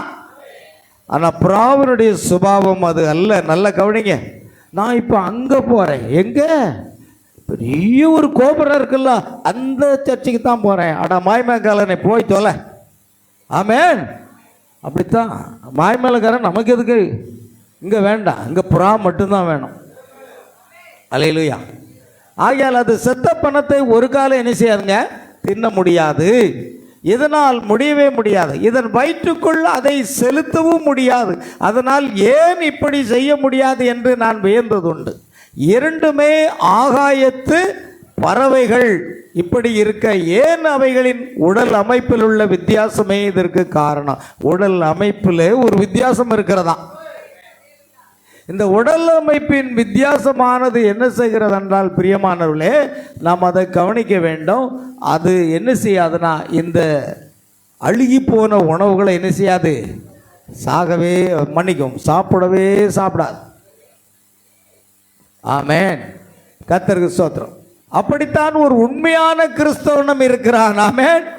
பாருங்க, ஒரு உண்மையான கிறிஸ்தவன் அந்த தானியங்களை விதையும் மட்டும்தான் சாப்பிடுவான். அழுகி போனதை, புளித்து போன உபதேசத்தை, அந்த ஸ்தாபன போதகத்தை ஒரு நாளும் சாப்பிட மாட்டான். புரியுதா? அல்லேலூயா. அது சுபாவம். தேவன் அந்த உடல் அமைப்பை அப்படித்தான் வச்சிருக்கிறான். தீர்க்கதரிசி ஒரு இடத்துல சொல்றாரு, 5 விதமான ஊழியம் இருக்கிறது. அப்போஸ்தலர், தீர்க்கதரிசி, சுவிசேஷகர், மேய்ப்பர், போதகர். இந்த 5 பேரும் வித்தியாசமாக உருவமைக்கப்பட்டிருக்கிறார்கள். 5 பேருடைய உருவம் அமைப்புமே வித்தியாசம். ஒரு தீர்க்கதரிசி தரிசனம் காண்பதற்கு அவன் உறங்க செல்ல வேண்டிய அவசியம் இல்லை. அவன் நின்ற இடத்திலேயே அவன் தரிசனம் காண முடியும். ஏனென்றால் அவனுடைய உடல் அமைப்பு, அவனுடைய நரம்புகளுடைய அமைப்பே அப்படித்தான். சில பேர் என்ன செய்கிறாங்க, விசுவாசிகள் கொஞ்சம் தேர்ச்சி பெற்ற உடனே நாம் பாஸ்டரோட மேலாயிரலாம்னு நினைக்கிறீங்க. ஒருபோதும் முடியாது. உன்னுடைய உருவமைப்பு வேற, ஊழியக்காரனுடைய உருவமைப்பு வேற. அங்க உன்னை பொருத்தாத. அதனால தான் பைபிள் சொல்லுது, உங்களில் அநேகர், ஒரு நல்ல வசனம், அதிக ஆக்கினையை அடைவோம் என்று உங்களுக்குள் அநேகர் போதகர்கள் ஆகாது இருப்பீர்களாக. தீர்க்கதரிசி புஸ்தகம் ஒரு 10-15 புஸ்தகம் படித்தாச்சுன்னா உடனே இவர் பாஸ்டர் ஆயிடுவார். உனக்கு தரிசனம் இருக்கா? தேவனோடு நேரடியாக பேசினாரா? பவுல் சொல்றார், அந்த பரம தரிசனத்துக்கு நான் கீழ்ப்படியாதவன். ஒரு தரிசனமும் தேவன் உன்னோட நேரடியாக பேச ஊழியத்துக்கு அழைக்கலன்னா நிச்சயமா நான் வந்திருக்க மாட்டேன். எனக்கு ஆண்டவர் தரிசனமாகி பேசல அப்படின்னா கண்டிப்பா ஊழியத்துக்கு வந்திருக்க மாட்டேன். ஏன்னா அது பைபிள். தீர்க்கதரிசி பிரணாமை தேவன் ஊழியத்திற்கு அழைக்க காரணம் 7 வயசுலேருந்தே ஆவியானவர் அவர்கிட்ட பேசிக்கிட்டே வந்தார். இயேசுவை அவர் தரிசித்தார். என்னுடைய 1ஆம் வரைக்கு முன்னோடியாக யோவான் ஸ்நானகன் அனுப்பப்பட்டது போல என்னுடைய 2ஆம் வரைக்கு முன்னோடியாக ஒரு செய்தியோடு அனுப்பப்பட்டிருக்கிறாய். தேவன் பேசினால தாங்க அவர் ஊழியத்துக்கு வந்தார். தேவனுடைய தரிசனமும் தேவன் நேரடியாக பேசாம யாருமே ஊழியத்துக்கு வரக்கூடாது. தேவன் உங்களை ஒரு காலம் ஏற்றுக்கொள்ளவும் மாட்டார். ஆமென். அது மிக முக்கியம். ஆகையால் ஒரு தீர்க்கதரிசனுடைய நரம்பினுடைய மண்டலமே வேறு, ஒரு சுவிசேஷனுடைய காரியம் வேறு, ஒரு மேய்ப்பனுடைய காரியம். தேவன் ஒரு மனிதனை எச்சரிக்காமல் பின்பு நியாய தீர்ப்பு செய்ய முடியாது என்ற அந்த செய்தியில் வாசித்து பாருங்க. 5 விதமான ஊழியத்தினுடைய வித்தியாசத்தை தீர்க்கதரிசி அங்கே குறிப்பிடுகிறார். செய்தி ஞாபகம் இருக்குன்னா பாருங்க. தேவன் ஒரு மனிதனை எச்சரிக்காமல் நியாய தீர்ப்பு செய்வதில்லை என்ற செய்தியில் இருக்கு. 5 விதமான ஊழியம் எப்படி இருக்குன்னு சரி கவனிங்க. ஆகையால் ஒரு உண்மையான கிறிஸ்தவன் ஒரு பிராவை போலவே இருக்கிறான். ஆமென். ஒரு உண்மையான கிறிஸ்தவன் ஒரு ஆட்டுக்குட்டியை போலவே இருக்கிறான். ஒரு ஸ்தாபன கிறிஸ்தவன் எதை வேண்டுமானாலும் ஏற்றுக்கொள்ளுவான். அவனுக்கு ஒண்ணுமே தெரியாது, இடது கைக்கும் வலது கைக்கும் தெரியாது. அவர் கிட்டாரை தூக்கிட்டு டெங் டெங் டெங் டெங்னு பாட்டு படித்தா கூட சேர்ந்து ஆடுவான். இப்போ புதுசாக ஒரு நடிகர் வந்து ஆடிக்கிட்டு இருக்காரு பாருங்க. இப்போ ஒரு கூட்டமே, தமிழ்நாட்டு கூட்டமே சேர்ந்து ஆடிக்கிட்டு இருக்கு. நாளைக்கு என்ன நடக்க போகுதோ. ஆமென். அல்லேலூயா. இன்னைக்கு அதுதான் கிறிஸ்தவ உலகத்திலே அதுதானாங்க. கிறிஸ்தவ உலகத்தில் இசைக்கருவி, அங்கே 2 பியானோ இருக்கும், அங்கே ட்ரம் இருக்கும், அங்கே இது இருக்கும், எல்லாம் மியூசிக்கை போட்டு டான் டீன் டான் டீன் டான் டீன்னு அடித்தா ஆம்பளையும் பொம்பளையும் சேர்ந்து ஆடுது. அதில் இளவட்டங்கள் தான் அதிகமாக இந்த ஆவி பிடிச்சி ஆடுது. தமிழ்நாட்டிலையும் இளவட்டங்கள் தான் ஆவி பிடிச்சி ஆடிக்கிட்டு இருக்கு. ஆமென். ஆமென். சிந்திக்கிறவன் அப்படி இருக்க மாட்டான். தேவனுடைய ஆவி இப்படி இருக்காது. அது சாந்தமும் அமைதியுள்ள ஆவியாக இருக்கும் என்று புரிந்து கொள்வான். இன்னைக்கு பாருங்க, பாடல் பாடி அநேக கிறிஸ்தவ ஜனங்களை தவறான பாதையில் வழிநடத்தி கொண்டிருக்கிறார். அதுவும் இளைய தலைமுறைகளை தவறான பாதையில் வழிநடத்தி கொண்டிருக்கிறார். ஆமென். ஆனால் ஒரு ஸ்தாபன கிறிஸ்தவன் எதை வேண்டுமானாலும் அதை ஏற்றுக்கொள்வான். அவனுக்கு அதை சத்தியத்தை பற்றியே கவலை கிடையாது, ஞானசாரத்தை பற்றியே கவலை இல்லை.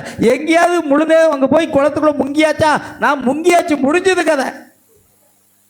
அவனுக்கு சத்தியம் தெரியாது. குழந்தை ஞானசானம் என்ன, தெளிப்பு ஞானசானம் என்ன, பிதாகுமாரன் பரிசுத்தாவி பட்டப்பெரில் உள்ள ஞானசானம் என்ன, கர்த்தராகி இயேசு கிறிஸ்துவின் நாமத்தில் உள்ள ஞானசானம் என்ன, இதுக்கு எந்த வித்தியாசமும் அவனுக்கு தெரியாது. எங்கேயாவது ஆற்றுலேயே குளத்துல போய் முங்கிட்டு வந்தால் நேராக இவர் பரலோகத்துக்கு போயிடுவார். இதெல்லாம் கெடுக்கிறது ஊழியக்காரன். நல்லா ஞாபகம் வச்சுடுங்க. தலை தாங்க, தலை ஒழுங்கா இருந்தா வால் ஒழுங்கா இருந்தோம், தலை சரியில்லைன்னா வாலும் அப்படித்தான் இருக்கும். ஆமென். ஆகையால் உண்மையான மறுபடியும் பிறந்த கிறிஸ்தவனோ உலகத்தின் காரியங்களை ஏற்றுக்கொள்ள முடியாது. கவனிச்சிங்களா? மறுபடியும் பிறந்த கிறிஸ்தவன் உலகத்தின் காரியங்கள் மட்டும் இல்லை, ஸ்தாபன காரியங்களை எடுத்து எந்த ஒரு காரியமாக இருந்தாலும் அவனால் ஏற்றுக்கொள்ளவே முடியாது. தனிநபராக நிற்பானே தவிர இந்த கூட்டத்தோடு கும்மாளம் போட மாட்டான். புறாவுக்கு பித்த நீர் கிடையாது என்று அறிந்து கொண்டேன். புறாவுக்கு என்ன கிடையாதான்? பித்த பை அல்லது பித்த நீர் கிடையாது. அந்த பித்த நீர் எதற்காக பயன்படுகிறது? நம்ம எல்லாருக்கும் பித்த பை இருக்கா? பாஸ்டர், நான் இருக்கான்னு பார்த்துட்டு சொல்கிறேன். உங்களுக்கெல்லாம் பித்த பை இருக்கா இல்லையா? இருக்குதா? அவ்வளோதான் தெரியும். எங்கே இருக்குன்னு மட்டும் தயவுசெய்து கேட்டுறாங்க, ஏன்னா அது எனக்கு தெரியாது. பித்த பை இருக்குது, அவ்வளோதான்.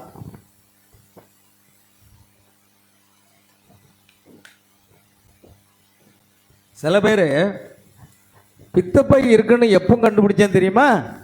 எனக்கு கல்லடைப்பு வலி வந்துச்சு பாருங்க, அப்போ தான் பித்தப்பை இருக்குன்னு கண்டுபிடிச்சேன். அப்போ சில பேருக்கு வலி வந்த பிறகு தான் தெரியும். பித்தப்பை அதிகமாக கல் உருவாகும். இந்த பித்தப்பைங்கிறதுல பித்த நீர் சுரக்கிறது. அது எதுக்கு பயன்படுது? செரிமானத்துக்கு பயன்படுகிறது. புரியுதா? பித்த நீர் நமக்கு என்னக்கு? நான் நினைக்கிறேன் எங்கள் குட்சன் நாய் இருக்கானா, இவனுக்கு நிறையவே பித்த நீர் சுரக்கும் போல் இருக்கு. காஞ்சி ஒரு வருஷத்துக்கு முன்னால் எலும்பையும் நொறுக்கி எடுத்து சாப்பிட்ருதான். எப்படி ஜீரணமாகிறது? அந்த பித்த நீர் வலுவாகவே அவனுக்கு சுரக்கும். நான் இதை பார்ப்பேன், காஞ்சி போன எலும்பு எடுத்து கரெக்டு புருட்டுன்னு கடிக்கிறானே, எனக்கு கொஞ்சமாவது ஒரு சிறுபயிறு, ஒரு கொண்டக்கடலை, அந்த மாதிரி ஏதாவது மொச்சக்கொட்டை இதெல்லாம் தாங்க, நான் அதை நொறுக்கி சாப்பிட்ருவேன். என்னுடைய சுபாவம் வேறு. புரியுதா உங்களுக்கு? அதை சாப்பிட முடியாது, நிச்சயமாக அதை சாப்பிட முடியாது. அதனுடைய தன்மை, அதனுடைய உருவ அமைப்பே அப்படித்தானா. புறாவுக்கு பித்த நீர் கிடையாது. அதனால தான் மாமிச உணவுகளை அது சாப்பிடாது. அது சாப்பிட்டுச்சுன்னா அதுக்கு செரிமானம் வராது. முதல்ல சாப்பிடாது, ரெண்டாவது செரிமானத்துக்கு வழி இல்லை. பித்த நீரே அதுக்கு கிடையாது என்றால் அது எப்படி சாப்பிடும்? பிரியமானவர்களே, சாப்பிடாது. நான் நினைக்கிறேன், நான் அந்த மீன், கருவாடு, அது மட்டன் கிட்டன் எலும்பெல்லாம் சாப்பிடாமல் இருக்கிறதுக்கு எனக்கு பித்தப்பை இருக்கா இல்லையான்னு முதல்ல டெஸ்ட் பண்ணி பார்க்கணும். இல்லைன்னு சொல்லலை, இருக்கும். ஆமேன். ஆனால் எல்லா சைவ உணவுகளை தான் நான் சாப்பிட்றேன். நான் மீட்டிங்கு போயிருக்கேன். அப்போ அந்த மீட்டிங்கில் திருவாரூரில் சொல்கிறாங்க, பாஸ்டர் இவ்வளோ ஆரோக்கியமாக இருக்க காரணம் இவங்க காய்கறி உணவை சாப்பிட்றது தான் காரணம் அப்படின்னாங்க. ஆமேன். போன வருஷம் பிரியாணி போட்டாங்க, எலும்பு கிளம்பெல்லாம் நொறுக்கிட்டு வந்துட்டாங்க. இந்த வருஷம் பார்த்தீங்கன்னா எல்லாருக்கும் மீன், 2 மீன் பெருசு பெருசாக பொறிச்சு கொண்டு வச்சாங்க. முதல்ல சொல்லியிருந்தா நானும் கூட்டத்துக்கு வந்திருப்போம்ல. ஆமேன். பொறிச்சு வச்சாங்க. நான் மெதுவாக இலையை பார்த்துக்கிட்டே இருந்தேன். எல்லார் தட்டுலேயும் மீன் இருக்குது, பொரிச்ச மீன். ஒரு சபையில் உள்ள ஆண்டு விழாவில் யாராவது பொரிச்ச மீன் வைப்பாங்களா? அது அங்கே தான் நடந்தது. ஆமேன். இப்போ அடுத்த வருஷம் என்னை விட்டுட்டு போயிடாதுங்க பாஸ்டர். ஓகே, முன்னக்கூட்டியே ரெடியாக இருங்க, கவனிங்க. அதனால் என்னாச்சு, மெதுவாக பார்த்தேன், இலையெல்லாம் பார்த்தேன், தாங்க முடியல. ஆமேன். எங்கள் வீட்டில் மீன் குழம்பு வச்சு சாப்பிட்ட தட்டை கூட லேசாக மணத்து பார்ப்பேன், தூக்கி தூர வச்சுருவேன். எனக்குன்னு ஸ்பெஷல் தட்டு இருக்குது. சின்ன வயசுலேருந்தே அப்படி தான். மீன் வாடை வந்தால் கூட அந்த தட்டில் சாப்பிட மாட்டேன்.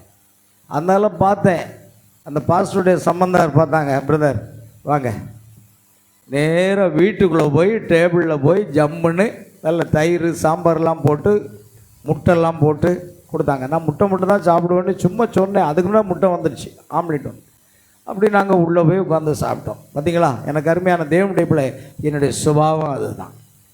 நான் அதைத்தான் சாப்பிட முடியும், வற்புறுத்த முடியாது. புறாவினுடைய சுபாவம் என்னவோ அதுதான் அதை சாப்பிட முடியும். புறாவுக்கு என்ன கிடையாது? பித்த பையோ அல்ல பித்த நீர் என்பது கிடையாது. செரிமானம் என்பது, கடினமான உணவு சாப்பிடும்போது செரிமானம் கிடையாது. புறாவுக்குள் பித்த நீர் கிடையாது. ஏனெனில் இதற்கு அவசியமே இல்லை. அவ்வாறே ஒரு கிறிஸ்தவனும் இருக்கிறான், அவனுக்கு எந்த விதமான கசப்பும் அவசியம் இல்லை. ஆமேன். பித்தம் நிறைய சேர்ந்துட்டுனா என்ன சாப்பிடணும்? இஞ்சி குடிக்கணும். சரி, வேற பித்தத்தை வெளியே கொண்டு போகிறதுக்கு நமக்கு சரீரத்தில் நிறைய பித்தம் வந்துடும்ல. அப்போ அதெல்லாம் வெளியே கொண்டு போகிறதுக்கு உணவு நம்ம சாப்பிட்டு தான் வெளியே தள்ள வேண்டியிருக்கு.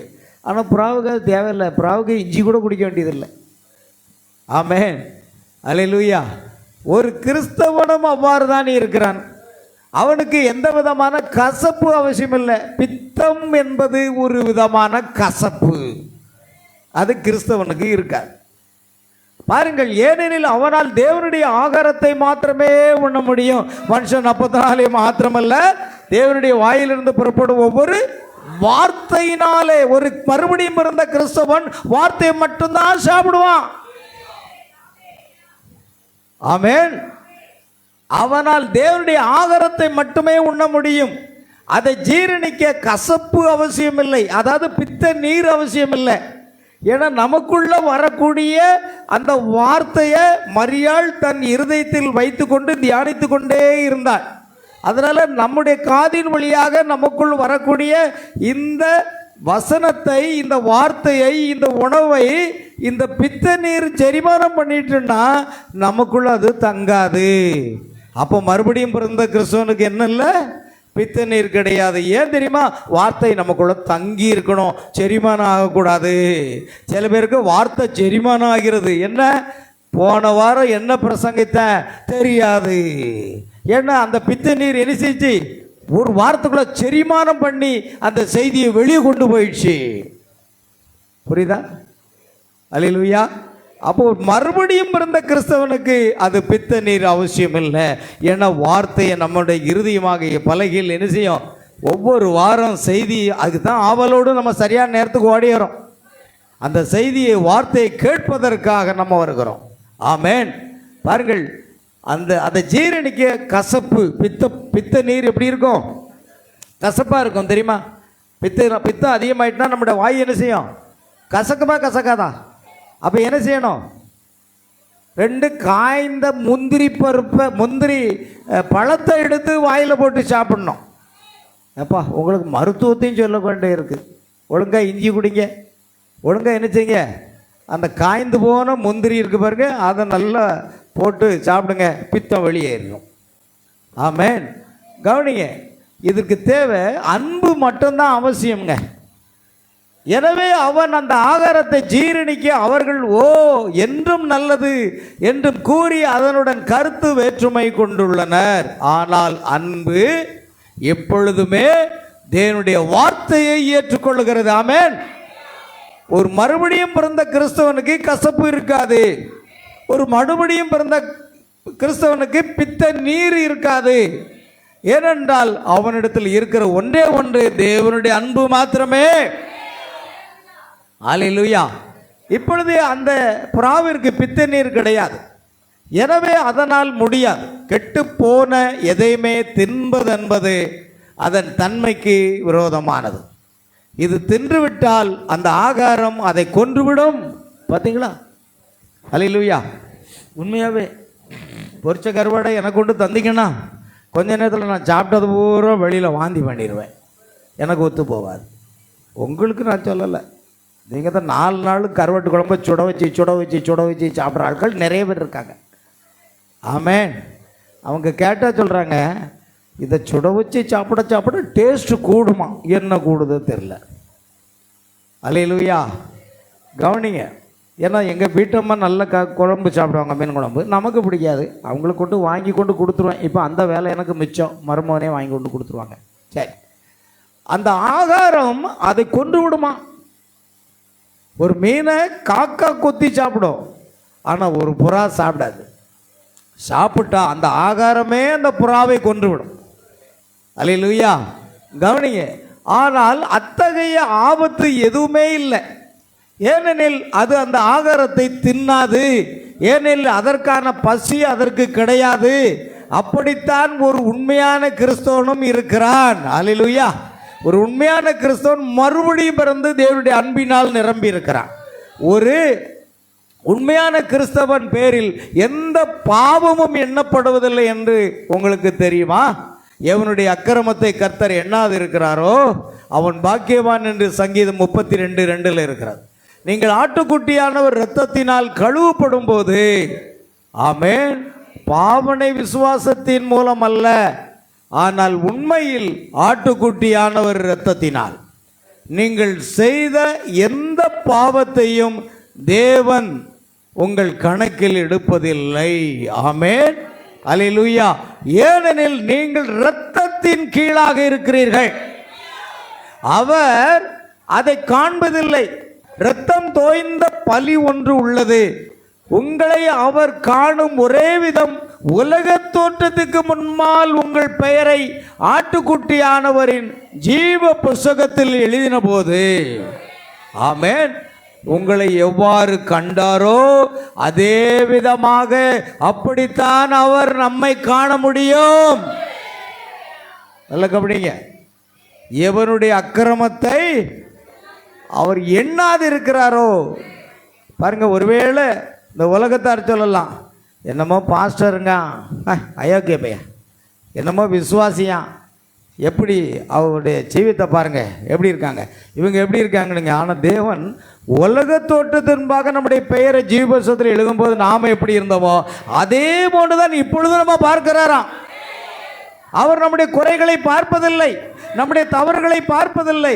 ஏன் தெரியுமா? அதற்கு தான் அவர் கிரயத்தை செலுத்தி விட்டாராம். அந்த இரத்த கிரயத்தை அவர் செலுத்தினதுனால அவர் இப்பொழுது இருக்கிற வண்ணமாக நம்மை பார்க்கவில்லை. ஆமென், நல்ல கவனிங்க. ஆகையால் நீங்கள் செய்த அனைத்தினின்றும் மீட்கப்பட்டிருக்கிறீர்கள். நீங்கள் ஆட்டுக்குட்டியானவரின் இரத்தத்தால் கழுவப்பட்டிருக்கிறீர்கள். எனவே உங்களில் கசப்பு எதுவுமே கிடையாது, உங்களில் அசுத்தமான பழக்கம் எதுவும் கிடையாது. ஆட்டுக்குட்டியானவரின் இரத்தம் அதை செய்தது. பாவ நிவாரண பலி அங்கு கிடத்தப்பட்டு அது உங்களுக்காக காத்திருக்கும் பொழுது தேவன் பாவத்தை உங்கள் கணக்கில் சுமத்த முடியாது. இயேசு எப்பொழுது அடிக்கப்பட்டார்? உலக தோற்றத்துக்கு முன்பாக. எபிரேயர் 13 வெளிப்படுத்தல் 13:8 உலக தோற்றத்துக்கு முன்பாகவே அடிக்கப்பட்ட ஆட்டுக்குட்டியானவருடைய ஜீவ புஸ்தகத்தில் நம்முடைய பெயர் எழுதி வைத்திருக்கிறார். உலக தோற்றத்துக்கு முன்பாக அவருடைய சிந்தையிலே அவர் அடிக்கப்பட்டு விட்டார். அதனால நம்முடைய பாவங்களையோ அக்கிரமங்களையோ அவர் எண்ணுவதே கிடையாது. சாத்தான் நம்மை குற்றப்படுத்த முடியும் பிரியமானவர்களே, ஏன்னா அதற்கெல்லாம் அவர் இரத்த கிரயத்தை அவர் செலுத்தி விட்டார். ஆமென். 2000 ஆண்டுகளுக்கு முன்பாக இயேசு சிலுவையில் அறையப்பட்டு நம்முடைய மீறுகள் நிமித்தம் காயப்பட்டார், நம்முடைய அக்கிரமங்கள் நிமித்தம் நொறுக்கப்பட்டார், நமக்கு சமாதானத்தை உண்டு பண்ணும் ஆக்கினை அவர் மேல் வந்தது. ஆமென். அதனால அவருடைய தழும்புகளால் நாம் குணமாகிறோம். நம்முடைய பாவங்களுக்காக கிரயம் இந்த உலகத்தில் நாம் பிறப்பதற்கு முன்பாக 2000 ஆண்டுகளுக்கு முன்பாகவே செலுத்தப்பட்டு விட்டது. ஆமென். அவருடைய இரத்தத்தினாலே பாவ மன்னிப்பாகிய மீட்பு நமக்கு உண்டாயிருக்கிறது. அப்படின்னா நாம் இந்த உலகத்தில் பிறந்து சிறு சிறு தவறுகளை செய்யும் பொழுது அது எப்படி அவர் கணக்கில் கொள்ள முடியும்? நாம் இந்த உலகத்திலே பிறந்தது முதல் இந்த உலகத்தில் இருந்து ஆண்டவருடைய ராஜ்யத்துக்கு செல்லும் வரைக்கும் என்னென்ன தவறுகள் செய்கிறோமோ அத்தனைக்கும் பிராயச்சித்தவருடைய இரத்தம் ஏற்கனவே கிரயமாக செலுத்தப்பட்டு விட்டது. சாத்தான் நம்மை குற்றப்படுத்துவான், கவனிங்க. ஆனால் என்ன, நாம் சிறு சிறு தவறுகளை செய்யும் பொழுது பரிசுத்த ஆவியானவர் பாவத்தை குறித்தும் நீதியை குறித்தும் நியாய தீர்ப்பை குறித்தும் நமக்கு அதை கண்டித்து உணர்த்து, மகனே நான் உன்னை கணக்கில் எடுக்க மாட்டேன், இனிமேல் நீ பாவம் செய்யாது. கையும் களவுமாக பிடிக்கப்பட்ட அந்த பஜாஸ்திரியை இயேசுவினிடத்தில் கொண்டு வந்தார்கள். அவள் தவறு செய்தாள் என்பதை நிரூபிக்கும்படியாக எல்லா யூதர்களுடைய கையிலும் என்ன இருந்தது? கல்லுகள் இருந்தது.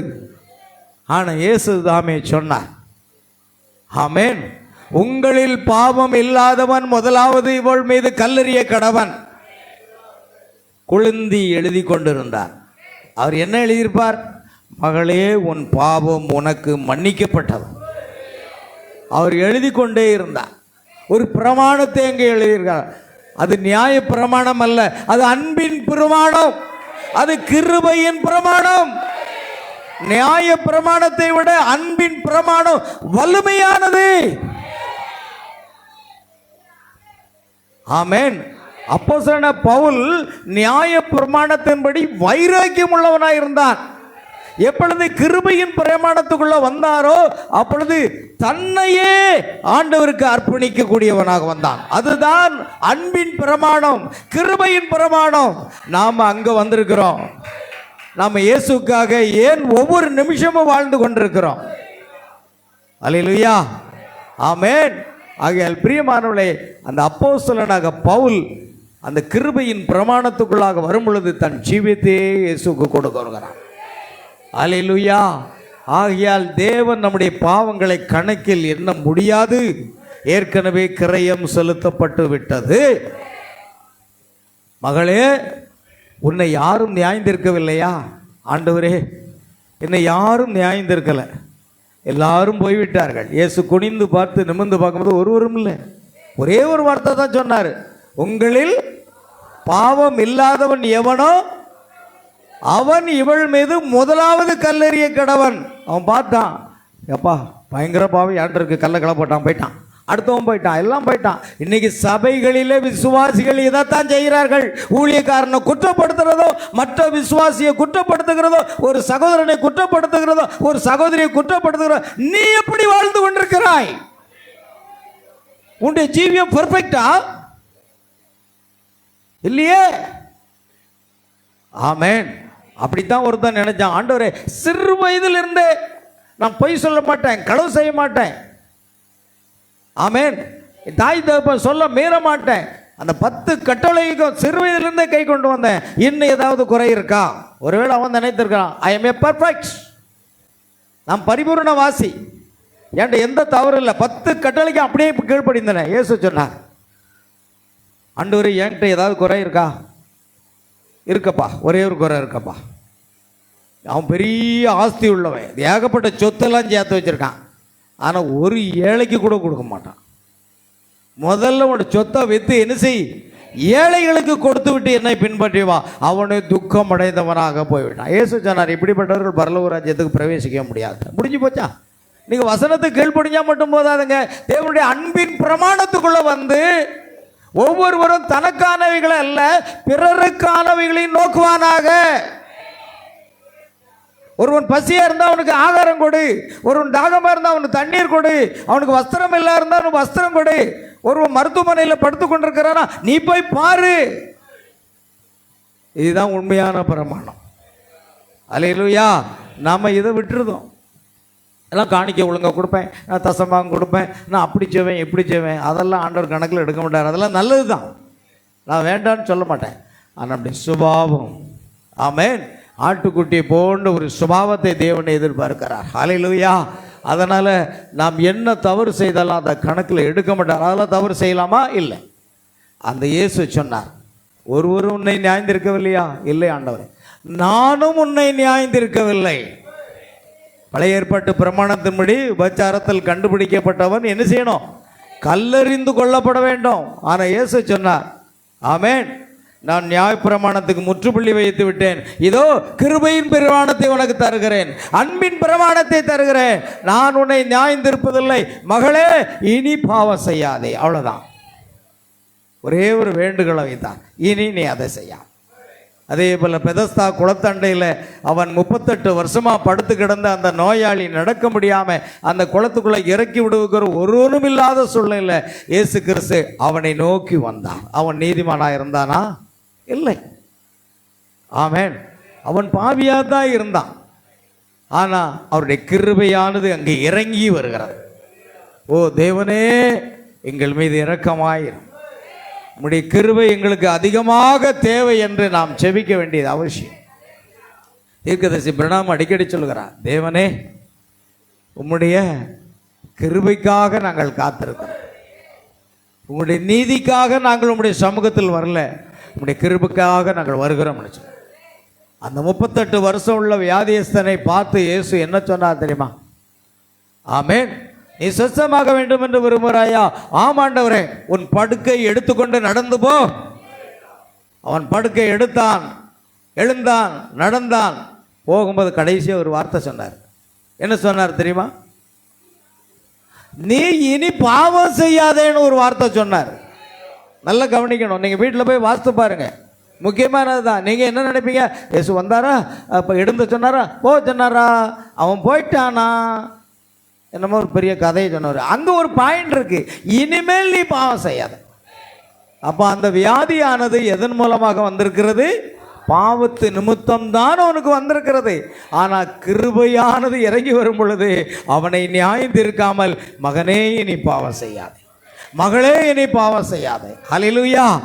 தேவன் அதை கணக்கில் கொள்ள மாட்டார். ஏனென்றால் பிரியமர்களே, அவருடைய விலையேற பெற்ற நமக்காக சிந்தப்பட்டார், கிரயத்துக்கு நம்மை வாங்கி கொண்டார். புறாவை குறித்து வேறொரு பெரிய காரியம், அது ஒரு விசித்திரமான பறவை. நீங்கள் எல்லா பறவைகளையும் கண்டதுண்டா? எனக்கு பிரியமான பறவைகளில் ஒன்று ராபின் என்னும் பறவை. ஒரு பறவை இருக்கிறதா, அதனுடைய பேர் ராபின்.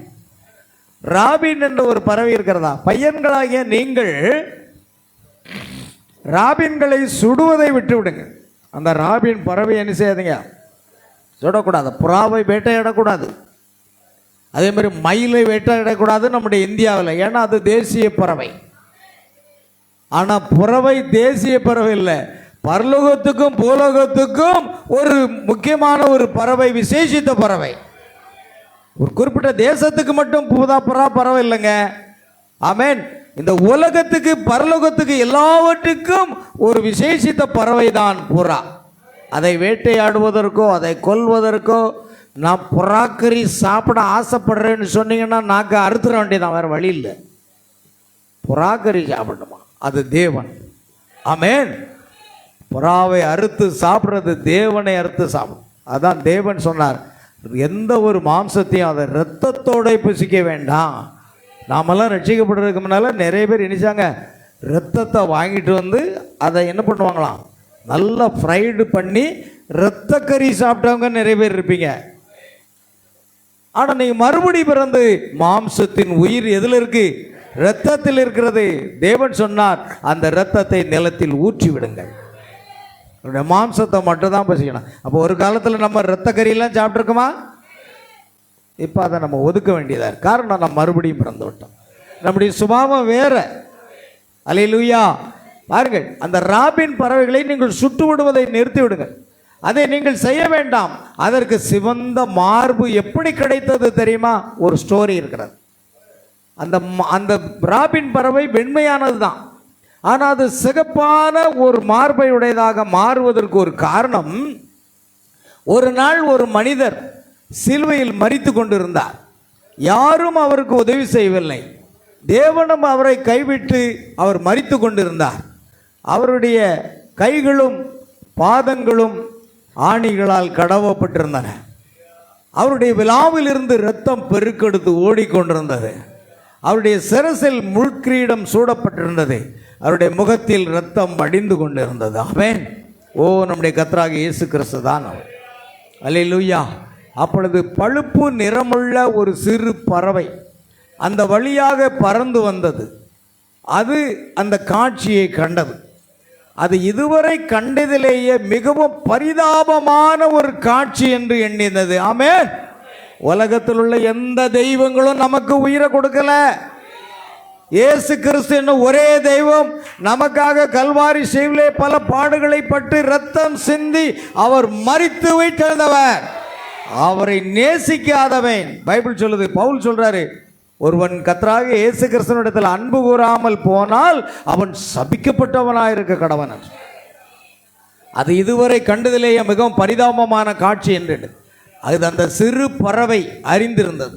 ஆயினும் அவருடைய கைகளில் கடாவப்பட்டிருந்த கொடூர பெரிய ரோம ஆணிகளை அது கண்டபொழுது அந்த சிலுவையிலிருந்து இயேசுவை விடுவிப்பதற்காக அங்கு பறந்து சென்று தன் சிறிய அலகினால் அந்த ஆணிகளை பிடுங்குவதற்காக முயற்சி செய்தது.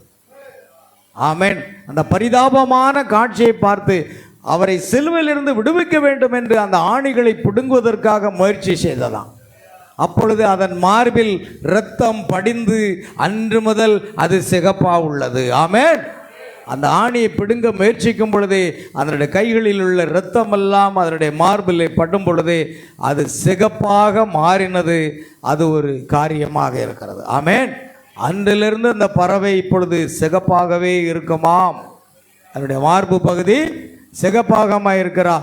என் மார்பிலும் அவருடைய இரத்தம் கேடயமாக படிந்து அவரை நான் சந்திக்கும் போது அது என்னை பாதுகாக்க வேண்டும் என்று விரும்புகிறேன். எனக்கு இந்த சிறிய ராபினை பிடிக்கும். ஆமென். அதே இயேசு கிறிஸ்துடைய தெளிக்கப்பட்ட இரத்தத்தினிடத்திற்கு நாம் வந்திருக்கிறோம். நம்ம ஒவ்வொருவர் மீது இயேசு கிறிஸ்துடைய இரத்தம் தெளிக்கப்பட்டிருக்கிறது. என்னுடைய மார்பில் அவருடைய இரத்தம் தெளிக்கப்பட்டிருக்கிறது. ஆமென். உணர்றீங்களா? அல்லேலூயா. அவருடைய இரத்தம் தெளிக்கப்பட்ட ஒரு இரத்தம். உங்களுக்கு தெரியுமா, சிறு ராபின் பறவை குளிக்க வேண்டும், ஆனால் புறா குளிக்க வேண்டிய அவசியம் இல்லை. எல்லா புறங்களையும் குளிக்கும். சில பேர் சொல்லுவான், எட குளிச்சிட்டேடா, என்ன விளைச்சிக்கிறமா, காக்கா குளிப்பு குளிச்சுட்டு வந்திருக்காங்க. என்ன குளிப்பு? காக்கா குளிப்புனா காக்கா எப்படி குளிக்கும் பார்த்துருக்கீங்களா? காக்கா குளிக்கும்போது பார்த்துருக்கீங்களா இல்லையா? நேசாக அந்த தண்ணிக்குள்ளே போய் தலையை ஒரு முக்கு முக்கி குளிச்சாச்சு, முடிஞ்சு. இன்னைக்கு சில பேர் காக்கா குளிப்பு குளிக்கிறாங்க, அப்படி இருக்கு. ஆமென். ஆனால் இந்த புறா குளிக்க வேண்டிய அவசியமே இல்லை. ஆமென். புறாவுக்கு என்னதுங்க? குளிக்க வேண்டிய அவசியமே இல்லை. அந்த காகமாவது அது தலையில் லேசாக முக்கி முக்கி உதறிக்கொள்ளும். ஆனால் புறாவுக்கு குளிக்க வேண்டிய அவசியமே இல்லை, இல்லவே இல்லை. அதனுள் ஒரு விதமான எண்ணெய், அந்த எண்ணெய் இட்டு உள்ளும் புறம்பும் சுத்தமாக வைக்கிறது. உங்களுக்கு அது தெரியுமா? புறாவுக்கு அந்த எண்ணெய் உண்டு. புறா தனக்கு தானே எண்ணெய் இட்டு கொள்கிறது. நீங்கள் புறாவை எப்பொழுதாவது கையில் எடுத்து அதன் மேலுள்ள மணத்தை முகர்ந்ததுண்டா? ஐயா, வாசனை மிக அருமையாக இருக்குமா. ஒரு பேட் ஸ்மெல் வரவே வராது. எண்ணெய், அதன் உடலில் எண்ணெய் சுரப்பி உள்ளது. அது வெளிப்புறத்தில் உள்ள இறகுகளை எப்பொழுதும் சுத்தமாகவே எண்ணெய் இருக்கிறது. அதனால தான் புறாவை எதற்கு ஒப்பிடப்பட்டிருக்கிறது? பரிசுத்த ஆவி. பரிசுத்த ஆவி நமக்குள் வரும் பொழுது அது நம்முடைய எல்லா விதமான அசுத்தங்களையும் நீக்கி போடுகிறது. நம்ம எப்பொழுதும் பளபளப்பாக அது வைக்கிறது. பரிசுத்த ஆவியினுடைய அபிஷேகம் இல்லை அப்படின்னா அது ஒரு பிரயோஜனமற்றதாக போய்விடும். ஆமென். அல்லேலூயா. கவனிங்க. ஆகையால் புறா என்பது பல வகைகளாக பிரிக்கப்பட்ட ஒரு கொலம்பிடே என்று சொல்லப்படுகிற ஒரு குடும்பத்தை சேர்ந்த பறவை. உலகம் முழுவதும் பல இனங்கள் உள்ளன. அவற்றை பொதுவாக 3 முக்கிய வகைகளாக பார்க்கலாம். ஒன்று காட்டு புறாக்கள். இவை இயற்கையாக காட்டிலும் நகரங்களிலும் வாழ்கின்றன. அடுத்தது கல்புறா, அப்புறம் காட்டுப்புறா, பொதுவாக சாம்பல் நிறத்தில் இருக்கும். அப்புறம் வீட்டு புறாக்கள், டொமஸ்டிக் பீஜியன்ஸ், மனிதர்கள் வளர்க்கும் புறாக்கள். அடுத்தது வழி காணும் புறா, தன் வீட்டை கண்டுபிடிக்கும் திறன் உள்ளது. ஒரு புறாவை உங்கள் வீட்டில் செல்லமாக வளர்க்குற ஒரு புறாவை நீங்கள் அமெரிக்காவுக்கு போகும்போது அந்த புறாவை கையோடு கொண்டு போய் அங்கே விட்டுட்டு நீங்கள் திரும்ப வந்துடுங்க. அந்த புறா உங்கள் வீட்டை நோக்கி சரியாக கண்டுபிடிச்சி வந்துடுமா. அதுதாங்க பரிசுத்த ஆவியானவர். நம்ம எப்படிப்பட்ட உழையாத பாவ சேற்றில் விழுந்து கிடந்தாலும் அந்த பரிசுத்த ஆவியானவர் புறா நம்மை தேடி வந்து நம்மை கண்டுபிடிக்கிறார். அந்த சுபாவத்தை பாருங்க. இயேசுக்கு இருந்த அதே சுபாவம். புறாவை இன்னொரு காரியத்துக்கு பயன்படுத்துவாங்க. என்ன தெரியுமா? அந்த காலத்தில் போஸ்ட் ஆபீஸ் கிடையாது. தூது அனுப்புவதற்காக ஒரு நாட்டில் இருந்து இன்னொரு நாட்டினுடைய மன்னனுக்கு செய்தி அனுப்புவதற்காக ஒரு லெட்டரை எழுதி, கடிதத்தை எழுதி அதனுடைய புறாவனுடைய கால்களில் அதை கட்டி அனுப்புவார்கள். பல மைல்கள் அது பறந்து பறந்து பறந்து குறிப்பிட்ட மன்னனிடத்தில் கொண்டு போய் சேர்த்து விடுமா. பழங்காலத்தில் அதை ஒரு தூதுவனாக அவர்கள் பயன்படுத்தினார்கள். ஓ, அதே தூதுவன் தான் பரலோகத்திலிருந்து தேவனுடைய செய்தியை தம்முடைய மனவாட்டியாக நமக்கு இந்த பூமிக்கு கொண்டு வந்திருக்கிறார். ஆமென். புறாவையும் இதையும் கவனித்து பாருங்க. இந்த புறாவை அதுக்கு செய்தியை கொண்டு போறதுக்கு பயன்படுத்தினாங்க. அதே போல பரிசுத்த ஆவியானவர் நமக்கு செய்தியை கொண்டு வருகிறாரா இல்லையா? ஆமென். எவ்வளவு பொருத்தமாக இருக்கிறது என்பதை பாருங்கள். அது தன் வீட்டை கண்டுபிடிக்கக்கூடிய திறன் உள்ள ஒரு பறவை. ஆமென். எவ்வளவு தூரமும் பறக்கக்கூடிய ஒரு பறவையாக அது காணப்படுகிறது. கர்த்தருக்கு ஸ்தோத்திரம் உண்டாகட்டும். ஆகையால் போட்டி புறாவுக்குள்ளாக போட்டி நடத்துறதுங்க இருக்கு. பந்தயங்களுக்காக அது பயன்படுத்தப்படுகிறது. தகவல் அனுப்பும் காலத்தில் மிகவும் பயன்படுத்தப்பட்ட ஒரு காலம். ஒரு காலத்தில் தகவல் அனுப்புவதற்கு புறா தான் பயன்படுத்தப்பட்டது. அலங்கார புறாக்கள், அழகுக்காக வளர்க்கப்படும் புறாக்கள், வால் விசிறி புறா, முடி போன்ற இறகுகள், மார்பை ஊதிக்கொள்ளும் வகை, இதையெல்லாம் நம்ம பார்த்துட்டோம். எல்லா புறா வகைகளையும் நம்ம பார்த்து. ஆமென். போதும். அல்லேலூயா. ஆகையால் இப்படிப்பட்ட இந்த புறா வகைகளை நம்ம பார்க்கிறோம் பிரியமானவர்களே. அதுபோல் ஆடுகள், நீங்கள் இன்னொரு 10 நிமிஷத்தில் நம்ம முடிக்கணும். ஆடுகளை பார்த்தீங்கன்னா அதுலேயும் விதவிதமான ஆடுகள் இருக்குதுங்க. ஆமென். புறாவை பார்த்தோம், இன்னொன்று ஆடுகளை பார்க்க வேண்டும். ஆடுகளை பாருங்க, அது என்ன சொல்லியிருக்குது? உலகம் முழுவதும் பல வகைகள் காணப்படுகின்றன. அவற்றை பொதுவாக பயன்பாடு செயல்பாடு அடிப்படையில் பிரிக்கலாம். கீழே முக்கிய வகைகள் மற்றும் அவற்றின் செயல்பாடுகள் கொடுக்கப்பட்டன. பால் ஆடுகள். இந்த ஆடுகள் என்ன தருமா? பால் தரும். செயல்பாடு என்ன? பால் உற்பத்திக்காகவே ஆடுகள் வளர்க்கப்படுகின்றன. அதிக சத்து நிறைந்த பால் தரும். பால், பன்னீர், தயிர் போன்ற உணவுகளுக்கு பயன்படுத்தப்படுகிற ஆடுகள். அடுத்ததாக அதனுடைய வகைகள் இருக்கிற சாணன், ஜமுனா பாரி, பீட்டல் இவைகள். அடுத்து இறைச்சி ஆடுகள். இறைச்சி ஆடுகள் என்ன? அது மட்டன் இறைச்சி நம்ம கொடுப்பதற்காக அதை வளர்க்கிறார்கள். அதிக உடல் எடைகள் அதற்கு உண்டு. அடுத்தது போர் என்று சொல்லப்படுகிறது. பிளாக் பெங்கால், கன்னி ஆடு. அடுத்தது இரட்டை பயன்பாட்டு ஆடுகள் என்னவென்றால் பாலுக்கும் இறைச்சிக்கும் பயன்படுத்தப்படக்கூடிய ஆடுகள். அப்புறம் சிறிய விவசாயிகளுக்கு மிகவும் பயனுள்ளவர்களாக இருக்கிறது. அடுத்தது மலபாரி ஆடுகள், தெளிச்சேரி ஆடுகள், நார் முடி ஆடுகள். பாருங்க, அது என்ன வருது? ரோமமும் உற்பத்தி பண்ணி கொடுக்கக்கூடிய ஆடுகள் இருக்கிறது. இறைச்சிக்காக சில ஆடுகள் இருக்கிறது. சிலது ரோமம் கம்பளி செய்வதற்காக உற்பத்திப்படுகிற ஒரு ஆடாக இருக்கிறது. ஆமேன். அது கம்பளி உற்பத்தியில் பயன்படுத்தக்கூடிய ஒரு ஆடு. அப்புறம் அங்கோரா என்று சொல்லப்படுகிற ஆடு, காஷ்மீரி என்று சொல்லப்படுகிற ஆடுகள், அப்புறம் உள்ளூர் ஆடுகள், நாட்டுப்புற ஆடுகள், சூழலுக்கு ஏற்ப தழுவி வாழும், நோய் எதிர்ப்பு சக்தி அதிகம், குறைந்த செலவில் வளர்க்க முடியக்கூடிய ஆடுகள் என்று பல வகைகள் இருக்கு. இன்னும் நிறைய நீங்கள் போய்கிட்டே இருக்கலாம். ஆமேன். ஆகையால் இந்த ஆடுகளை நம்ம பற்றி பார்த்துட்டோம். கொஞ்சம் கீழே ஓவர பொண்ணு இருங்க. சரி, கவனிங்க. இப்போ ஒரே ஒரு சில காரியங்களை நம்ம சொல்லி முடிக்க போகிறோம். என்ன இருக்கிறது? அடுத்து, புறா தன்னை வெளிப்புறம் சுத்தமாக வைத்துக் கொள்கிறது. கிறிஸ்தவனும் அப்படியே செய்கிறான். அவன் உள்ளிருந்து தன்னை வெளியே சுத்தி அருந்துவதில்லை. பார்த்தீங்களா? நாம் புளித்து போன ஸ்தாபன போதகத்தை நம்ம சாப்பிடுவதில்லை. அப்படியானால் நமக்கு ஜீரணிப்பதற்கு அவசியம் இல்லை. நாம் கலப்படமற்ற தேவனுடைய வார்த்தையை நாம் புசிக்கிறோம். ஆமே. ஆகையால் அவன் உள்ளும் சுத்தமாக இருக்கிறான், புறம்பும் சுத்தமாக இருக்கிறான். சில பேர் என்ன செய்யறான்? புறம்பாக நல்லா சுத்தமாக, நம்ம சோப்பு போட்டு குளித்து சென்ட் அடித்து அப்படிலாம் ரொம்ப சுத்தமாக இருப்பாங்க. உள்ளே என்ன இருக்கும்? இயேசு சொன்னார், வெள்ளை அடிக்கப்பட்ட கல்லறையை போல இருக்கிறீர்கள். கல்லறைக்கு வெளியில் வெள்ளை வெள்ளையன்னு இருக்குது, ஆனால் உள்ளே என்ன இருக்குது? அசுத்தம் இருக்குது. அது பேர் சிலருடைய மனசுக்குள்ளே என்ன இருக்குது? கசப்பு, கோபம், வைராக்கியம், பிடிவாதம், என்னெல்லாம் மாம்சக்கரிகள் அத்தனையும் உள்ளே இருக்குது. ஆனால் வெளியில் மட்டும் ஒரு விசுவாசியை போல ஒரு நகையும் கூட போடாமல், ஒரு காதை கூட குத்தாமல், ஒரு பூ வைக்காமல், ஒரு பொட்டு வைக்காமல், வெள்ளை ட்ரெஸ்ஸில் பார்த்தா சூப்பர் விசுவாசி மாதிரி தெரியும். உள்ளே பார்த்தீங்கன்னா அழுக்கு. ஆமேன். இருதயத்தில் கசப்பு, கோபம், வைராக்கியம், பிடிவாதம் எல்லாம் இருக்கு.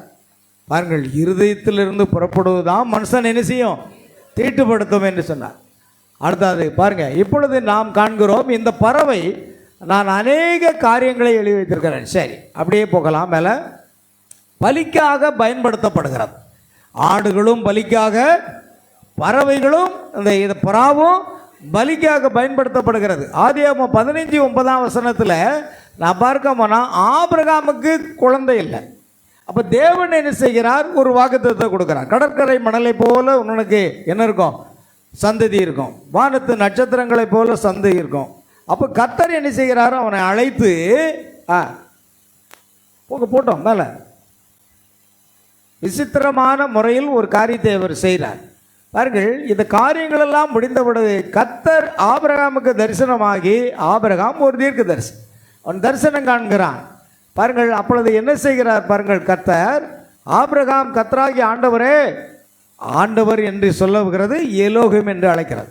அடியனுக்கு பிள்ளை இல்லை என்று அவன் கூறுகிறதை நாம் பார்க்கிறோம். இப்போ கர்த்தர் என்ன செய்கிறார், ஆபிரகாம் தேவரீர் எனக்கு புத்திர சந்தானம் அருளவில்லை, இதோ என் வீட்டில் பிறந்த பிள்ளை எனக்கு சுதந்திரவாளியாக இருக்கிறான் என்றான். அப்பொழுது கர்த்தர் சொன்னார், இவன் இந்த இஸ்மவேல் உனக்கு சுதந்திரவாளி அல்ல, நான் கொடுத்திருக்கிற அந்த வாக்கு தத்தத்தை இப்பொழுது நிறைவேற்றப் போகிறேன் என்று சொல்லி அவர் என்ன செய்கிறார் என்று பாருங்கள். ஆமென். ஆபிரகாம் சுமார் 100 வயதை எட்டும் பொழுது தன்னுடைய 99ஆம் வயதில் கர்த்தர் அங்கே ஒரு பலியை அவனை செய்ய வைக்கிறார். அது என்ன பலி என்றால் பாருங்கள், அப்படியே மேலே போட்டோம், இது கூட நமக்கு தேவையில்லை. இதை கூர்ந்து கவனிங்கள்.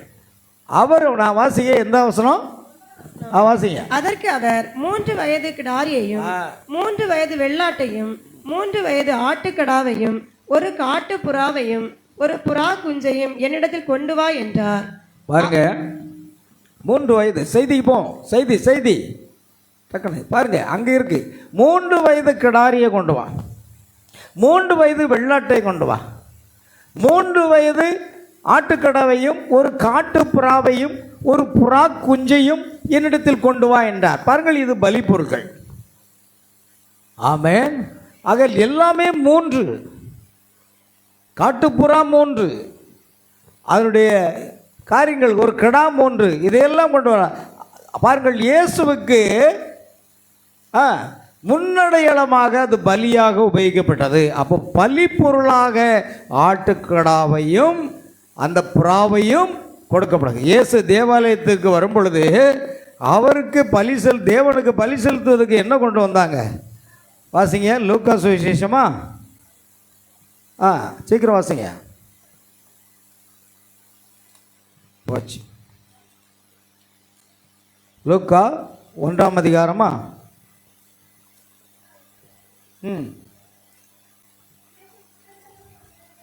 பிள்ளைக்கு விருத்த சேதனம் 21ஆம் வசனம். பிள்ளைக்கு விருத்த சேதனம் பண்ண வேண்டிய 8ஆம் நாளிலே அது கற்பத்திலே உற்பதற்கு முன்னே தேவதூதனால் சொல்லப்பட்டபடியே அதற்கு இயேசு என்று பெயரிட்டார்.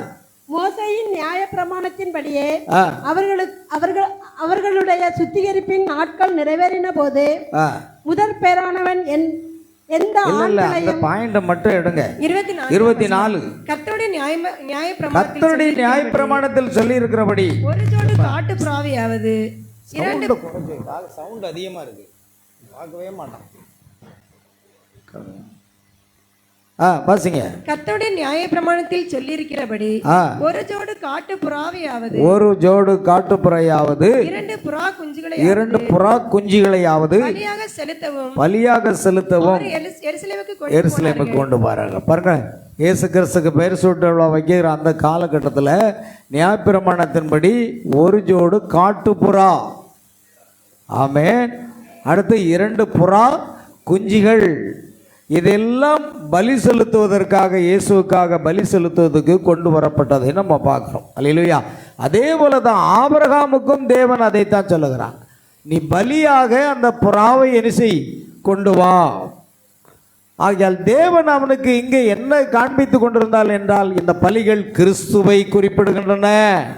இந்த ஆடு உலகத்தின் பாவங்களை சுமந்து தீர்க்கிற தேவ ஆட்டுக்குட்டி, இந்த புறாவும் பலி செலுத்தப்படக்கூடியது. அதனால தான் இந்த ஆடுவும் இயேசுவே, இந்த புறாவும் இயேசுவே, இது நமக்காக பலி செலுத்தப்பட்டவராக இருப்பதை அது வெளிப்படுத்துகிறது. ஆமென். ஆகையால் இயேசுவை கல்வாரிக்கு கொண்டு சென்று அவரை 2ஆக கிழித்து சரீரத்தை பரலோகத்தில் ஏற்றுக்கொண்டு ஆவியை நம்மேல் அனுப்பினார். முடிவு காலத்தில் மணவாட்டியாய் இருக்க அவர் மேல் தங்கியிருந்த அதே ஆவி உங்கள் மேல் தங்கியிருந்து அந்த சரீரத்துடன் புறாவின் சிறகுகளை போல் நாம் இணைய வேண்டும். பாருங்கள், அது ஒரு காலம் ஒரு ஸ்தாபனமாக இருக்காது. இது வார்த்தையாக இருக்கும். அவர் என்னவா இருந்தாரோ அதுவாகவே இருக்கும். வார்த்தை வார்த்தையிடமே வர முடியும். ஒரு மனித உடலில் உள்ள அணுக்களை போல் உங்கள் உடல் உண்டாக்கப்படும் போது அது ஒரு மனித அணு. அதற்கு மேல் ஒரு நாயின் அணு, அடுத்ததாக ஒரு பன்றியின் அணு என்று வைக்கப்பட்டு உண்டாக்கப்படவில்லை. மனிதனுடைய அணு வேற, நாயினுடைய அணு வேற, பன்றியினுடைய அணு வேற. தேவன் வித்தியாசமாகவே பரிசுத்திருக்கார். ஆனால் எல்லாவற்றிலும் மனுஷனை விசேஷித்தம் உள்ளவனாக அவர் சிருஷ்டித்திருக்கார். ஆமென், அல்லேலூயா. இவை அனைத்துமே மனித அணுக்கள். கிறிஸ்துவின் சரீரமும் அவ்வாறே உள்ளது. எல்லாமே தேவனுடைய வார்த்தையாக, அதில் ஒரு பாகம் மாத்திரமே தேவனுடைய வார்த்தையாகவும் அதனுடைய பாரம்பரியம் சேர்க்கப்பட்டதாகவும் இருக்கவே முடியாது. நீங்கள் முழுமையாக வார்த்தையாகவே இருக்க வேண்டும். கிறிஸ்துவின் சரீரம் முழுவதுமே தேவனுடைய வார்த்தை கொண்டு கட்டப்பட்டதாக இருக்க வேண்டும். அல்லேலூயா. அங்கே ஆபிரகாம் காட்டு புறாவையும் புறா குஞ்சையும் பலி செலுத்தினான் என்று பார்க்கிறோம். ஆமென். அதுதான் காரியமாக இருக்கிறது. ஆகையால் வேத வசனங்களில் இந்த ரெண்டு ஒன்று சேர்கிறது. இன்னும் அநேக காரியங்கள், ஒரு சில காரியங்கள் இருக்கிறது பிரியமானவர்களே. ஆனால் இத்தோடு நாம் நிறுத்திக் கொள்வது நமக்கு நல்லது என்று நினைக்கிறேன். ஆகையால் கர்த்தர் தாமே பாருங்கள், இன்றைக்கு தேவன் நமக்காக அந்த பரிசுத்த ஆவியை, அந்த ஆட்டுக்குட்டியை நமக்கு பலியாக செலுத்தப்பட்டது. ஆமென். அதே போன்று கர்த்தர் நம்மை முற்றிலுமாக பரிசுத்த ஆவியினாலே நம்மை சுத்திகரிக்கும்படியாக ரெண்டு சுத்திகரிப்பு இருக்கிறது. ஒன்று, இயேசு கிறிஸ்துவின் இரத்தம் நம்மை சகல பாவங்களில் இருந்து நம்மை சுத்திகரிக்கும். இரண்டாவது, நம்முடைய உள்ளான அசுத்தமான எண்ணங்கள், தீய எண்ணங்கள் அல்லது பொல்லாத சிந்தனைகள், இதெல்லாம் சுத்திகரிப்பது பரிசுத்த ஆவியாக இருக்கிறது. ஆட்டுக்குட்டியுடைய சுபாவம் இருக்கும் பொழுது பரிசுத்த ஆவி நம்மை நிரப்புகிறார். நாம் ஆட்டுக்குட்டியாகவே அவருக்கு அர்ப்பணிக்கணும். ஏனென்றால் நாம் ஆட்டுக்குட்டி தான். நாம் அவருடைய ஜனங்களும் மேய்ச்சலின் ஆடுகளமாக இருக்கிறோம். நமக்குள் பரிசுத்த ஆவியானவர் வருகிறார். ஆமென். பரிசுத்த ஆவியானவர் நம்முடைய உள்ளான சிந்தனைகள், அசுத்தங்கள், நினைவுகள், பொல்லாத எண்ணங்கள் எல்லாவற்றையும் அவர் சுத்திகரிக்கிறார். ஆனால் இயேசு கிறிஸ்துவின் இரத்தம் நம்மை முற்றிலுமாக, நம்முடைய சரீரம் முதற்கொண்டு, நம்முடைய பாவங்கள் முதற்கொண்டு எல்லாவற்றையும் சுத்திகரித்து பரிசுத்தப்படுத்துகிறார். அது வேறு யாரும் அல்ல, கர்த்தராகிய இயேசு கிறிஸ்து. தேவனும் ஆட்டுக்குட்டியும் ஒருவரே, தேவனும் புறாவும் ஒருவரே. ஆமென். ஆகையால் பிரியமானவர்களே, நாம் இதோடு நிறுத்திக் கொள்ளலாம். நாம் யாவரும் எழுந்து கடைசியாக ஒரு பாடலை பாடி நாம் ஜெபித்து நிறைவு செய்வோமாக. Price the Lord. யாவரும் எழுந்து நிற்போம். கர்த்தருக்கு மகிமை உண்டாகட்டும். Praise the Lord Jesus. தேவாதி தேவனாக இயேசுவின் நாமத்துக்கு மகிமை உண்டாகும். ஆட்டுக்குட்டியும் புறாவும் என்ற தலைப்பில் இந்த செய்தியை நாம் கேட்கும்படி தேவன் கிருபை செய்தார். பிரியமானவர்களே, அந்த ஆட்டுக்குட்டியினுடைய சுபாவம் அது இயேசு கிறிஸ்துவுடைய சுபாவம். ஆமென், அல்லேலூயா. கர்த்தருக்கு மகிமை உண்டாகட்டும். Praise the Lord Jesus. அல்லேலூயா. உமக்கு ஸ்தோத்திரம். கர்த்தராகிய இயேசுவே, உம்மை துதிக்கிறோம் ஆண்டவரே. உமக்கு நன்றி, நன்றி, நன்றி ஆண்டவரே. துதிக்கிறோம். எல்லாரும் நாம் ஜெபிக்கலாம். எல்லாரும் ஜெபிப்போம். கர்த்தருக்கு ஸ்தோத்திரம் உண்டாகட்டும். ஆமென். துதிக்கிறோம், துதிக்கிறோம் ஆண்டவரே. நன்றியோடு உம்மை துதிக்கிற ஆண்டவராக இயேசுப்பா. கோடான கோடி ஸ்தோத்திரம் ஆண்டவரே. நாம் தேவனை துதிப்போம். நாம் அவருக்கு நன்றி உள்ளவராக இருப்போம்.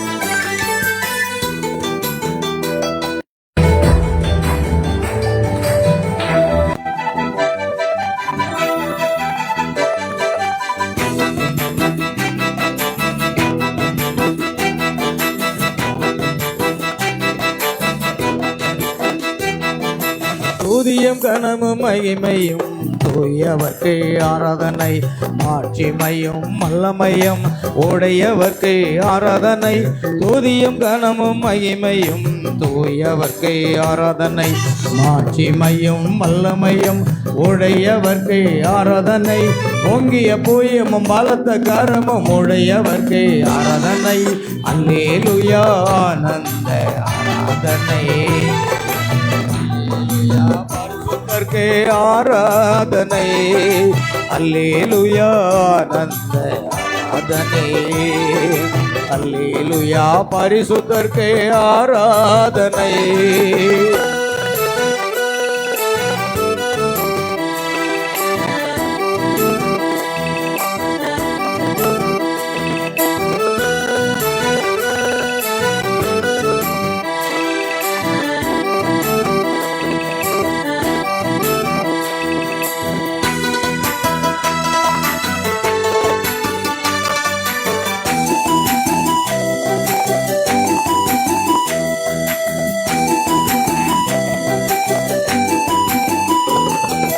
அண்ட சராசரங்கள் படைத்தவரே ஆராதனை, அகிலமெல்லாம் ஆள்பவரே ஆராதனை. அண்ட சராசரங்கள் படைத்தவரே ஆராதனை, அகிலமெல்லாம் ஆள்பவரே ஆராதனை. எண்ணி முடியாத அதிசயங்களை செய்பவரே ஆராதனை. எண்ணி முடியாத அதிசயங்களை செய்பவரே ஆராதனை. தினம் தினம் உம் துதியை சொல்லி வருவேன், தினம் தினமும் புகழை பாடி புகழுவேன். அல்லேலூயா ஆனந்த ஆராதனை, அல்லேலூயா பரிசுத்தர்க்கே ஆராதனை, அல்லேலூயா ஆனந்த ஆராதனை, அல்லேலூயா பரிசுத்தர்க்கே ஆராதனை. சேனைகளின் கர்த்தாவே, கேருபீன்களின் மத்தியில் வாசம் பண்ணுகிற இஸ்ரவேலின் தேவனே, உம்மை துதிக்கிறோம்.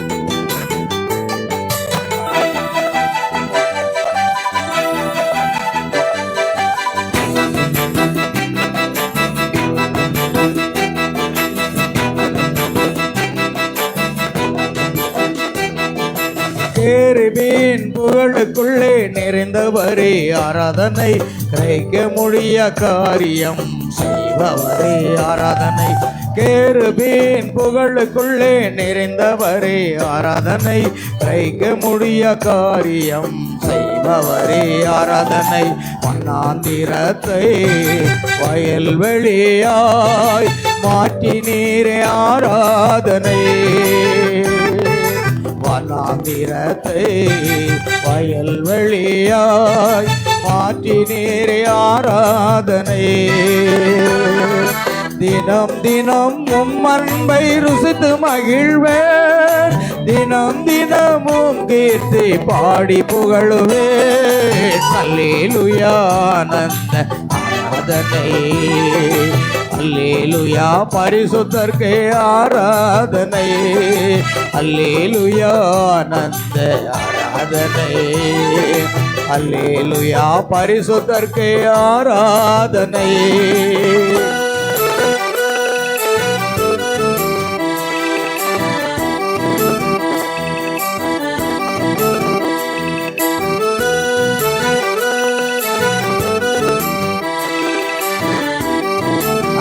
மனுஷகுமாரன் நமது மகிமை பொருந்தினோராய் சகல பரிசுத்த தூதரோடு கூட வரும் பொழுது மகிமைப்படுவார்.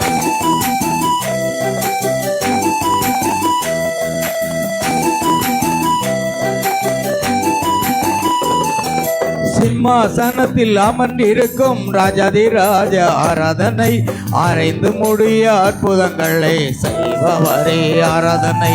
சிம்மாசனத்தில் அமர்ந்திருக்கும் ராஜாதி ராஜா ஆராதனை, ஆராய்ந்து முடிய அற்புதங்களை செய்பவரே ஆராதனை. அக்னிக்குள்ளாக உலாவுகின்ற பரிசுத்தரே ஆராதனை, அக்னிக்குள்ளாக உலாவுகின்ற பரிசுத்தரே ஆராதனை. தினம் தினம் உம்மாவியில் களி கூறுவேன், தினம் தினம் அபிஷேகத்தில் நிறைந்திடுவேன். அல்லேலூயா ஆனந்த ஆராதனை, அல்லேலூயா பரிசுத்தர்க்கே ஆராதனை. நாம் எல்லாரும் கரங்களை தட்டி கர்த்தரை மகிமைப்படுறோம். நன்றி ஆண்டவராக இயேசுவே, துதிக்கிறோம் துதிக்கிற கர்த்தாவே. ஜீவனுள்ள தேவனாக இயேசு கிறிஸ்துவின் நாமம் மகிமைப்படுவதாக. என் தேவாதி தேவனும் கத்தாதி கத்த எல்லாரும் வாய் திறந்து கத்தரை சோதரிப்போம். கரங்களை தட்டி உற்சாகமாக சோதரிப்போம். ஒவ்வொரு ஆட்டுக்குட்டியின் மேலதான் அந்த புறா வந்து அமருகிறது. ஆட்டுக்குட்டி என்ன? அது இயேசு கிறிஸ்துவை குறிக்கிறது.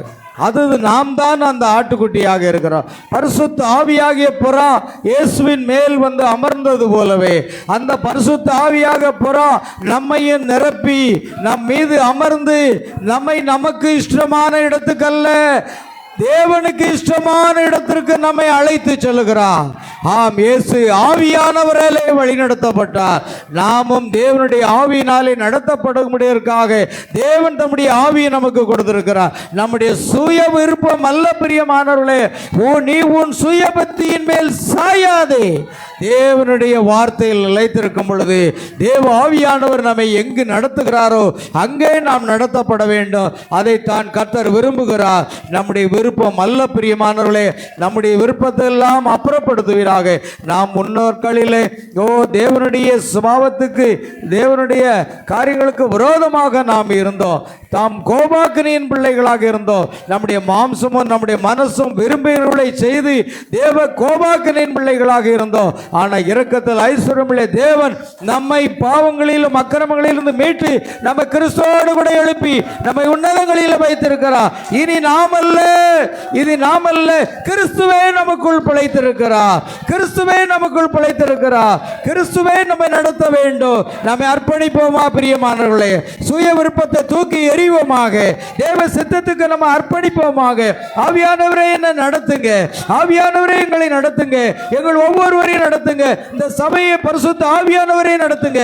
எப்படி ஒரு புறாவை வழி நடத்தினது போல ஆண்டவரே, ஒரு ஆட்டுக்குட்டியை புறா வழி நடத்தினது போல எங்களையும் பரிசுத்த ஆவியானவர் இந்த ஆட்டுக்குட்டிகளாக எங்களை வழிநடத்தும்படியாக ஜெபிக்கிறோம்.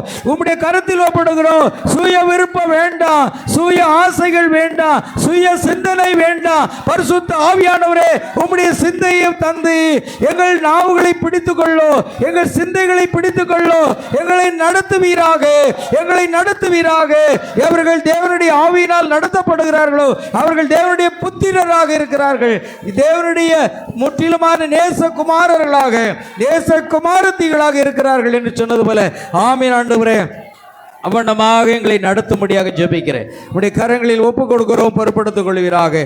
சகல துதி கன மகிமை யாவற்றையும் உமக்கு செலுத்துகிறோம். எங்கள் கர்த்தரும் இரட்சகரும் ஆகிய இயேசு கிறிஸ்துவினுடைய நாமத்தில் கேட்கிறோம் பிதாவே, ஆமென். என் ஆத்மாவே கர்த்தரை ஸ்தோத்ரி, என் முழு உள்ளமே அவருடைய பரிசுத்த நாமத்தை ஸ்தோத்ரி. என் ஆத்மாவே கர்த்தரை ஸ்தோத்ரி.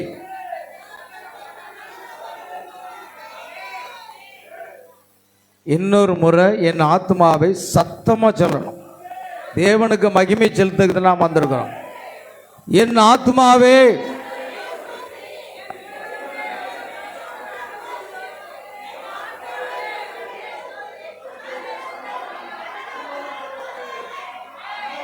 ஆமென், அல்லேலூயா. நம்முடைய கர்த்தராகிய இயேசு கிறிஸ்துவின் கிருபையும் தேவனுடைய அன்பும் பரிசுத்த ஆவியினுடைய ஐக்கியமும் சந்தோஷமும் சமாதானமும் சுகமும் பலமும் ஆசீர்வாதங்களும் பரிசுத்த ஆவியானுடைய வழிநடத்தலும் நம்மோடு கூட இருந்து நம் ஒவ்வொருவரையும் காத்து வழிநடத்துவாராக. ஆமென், அல்லேலூயா. Praise the Lord. கர்த்தராகிய இயேசு கிறிஸ்து உங்கள் ஒவ்வொருவரையும்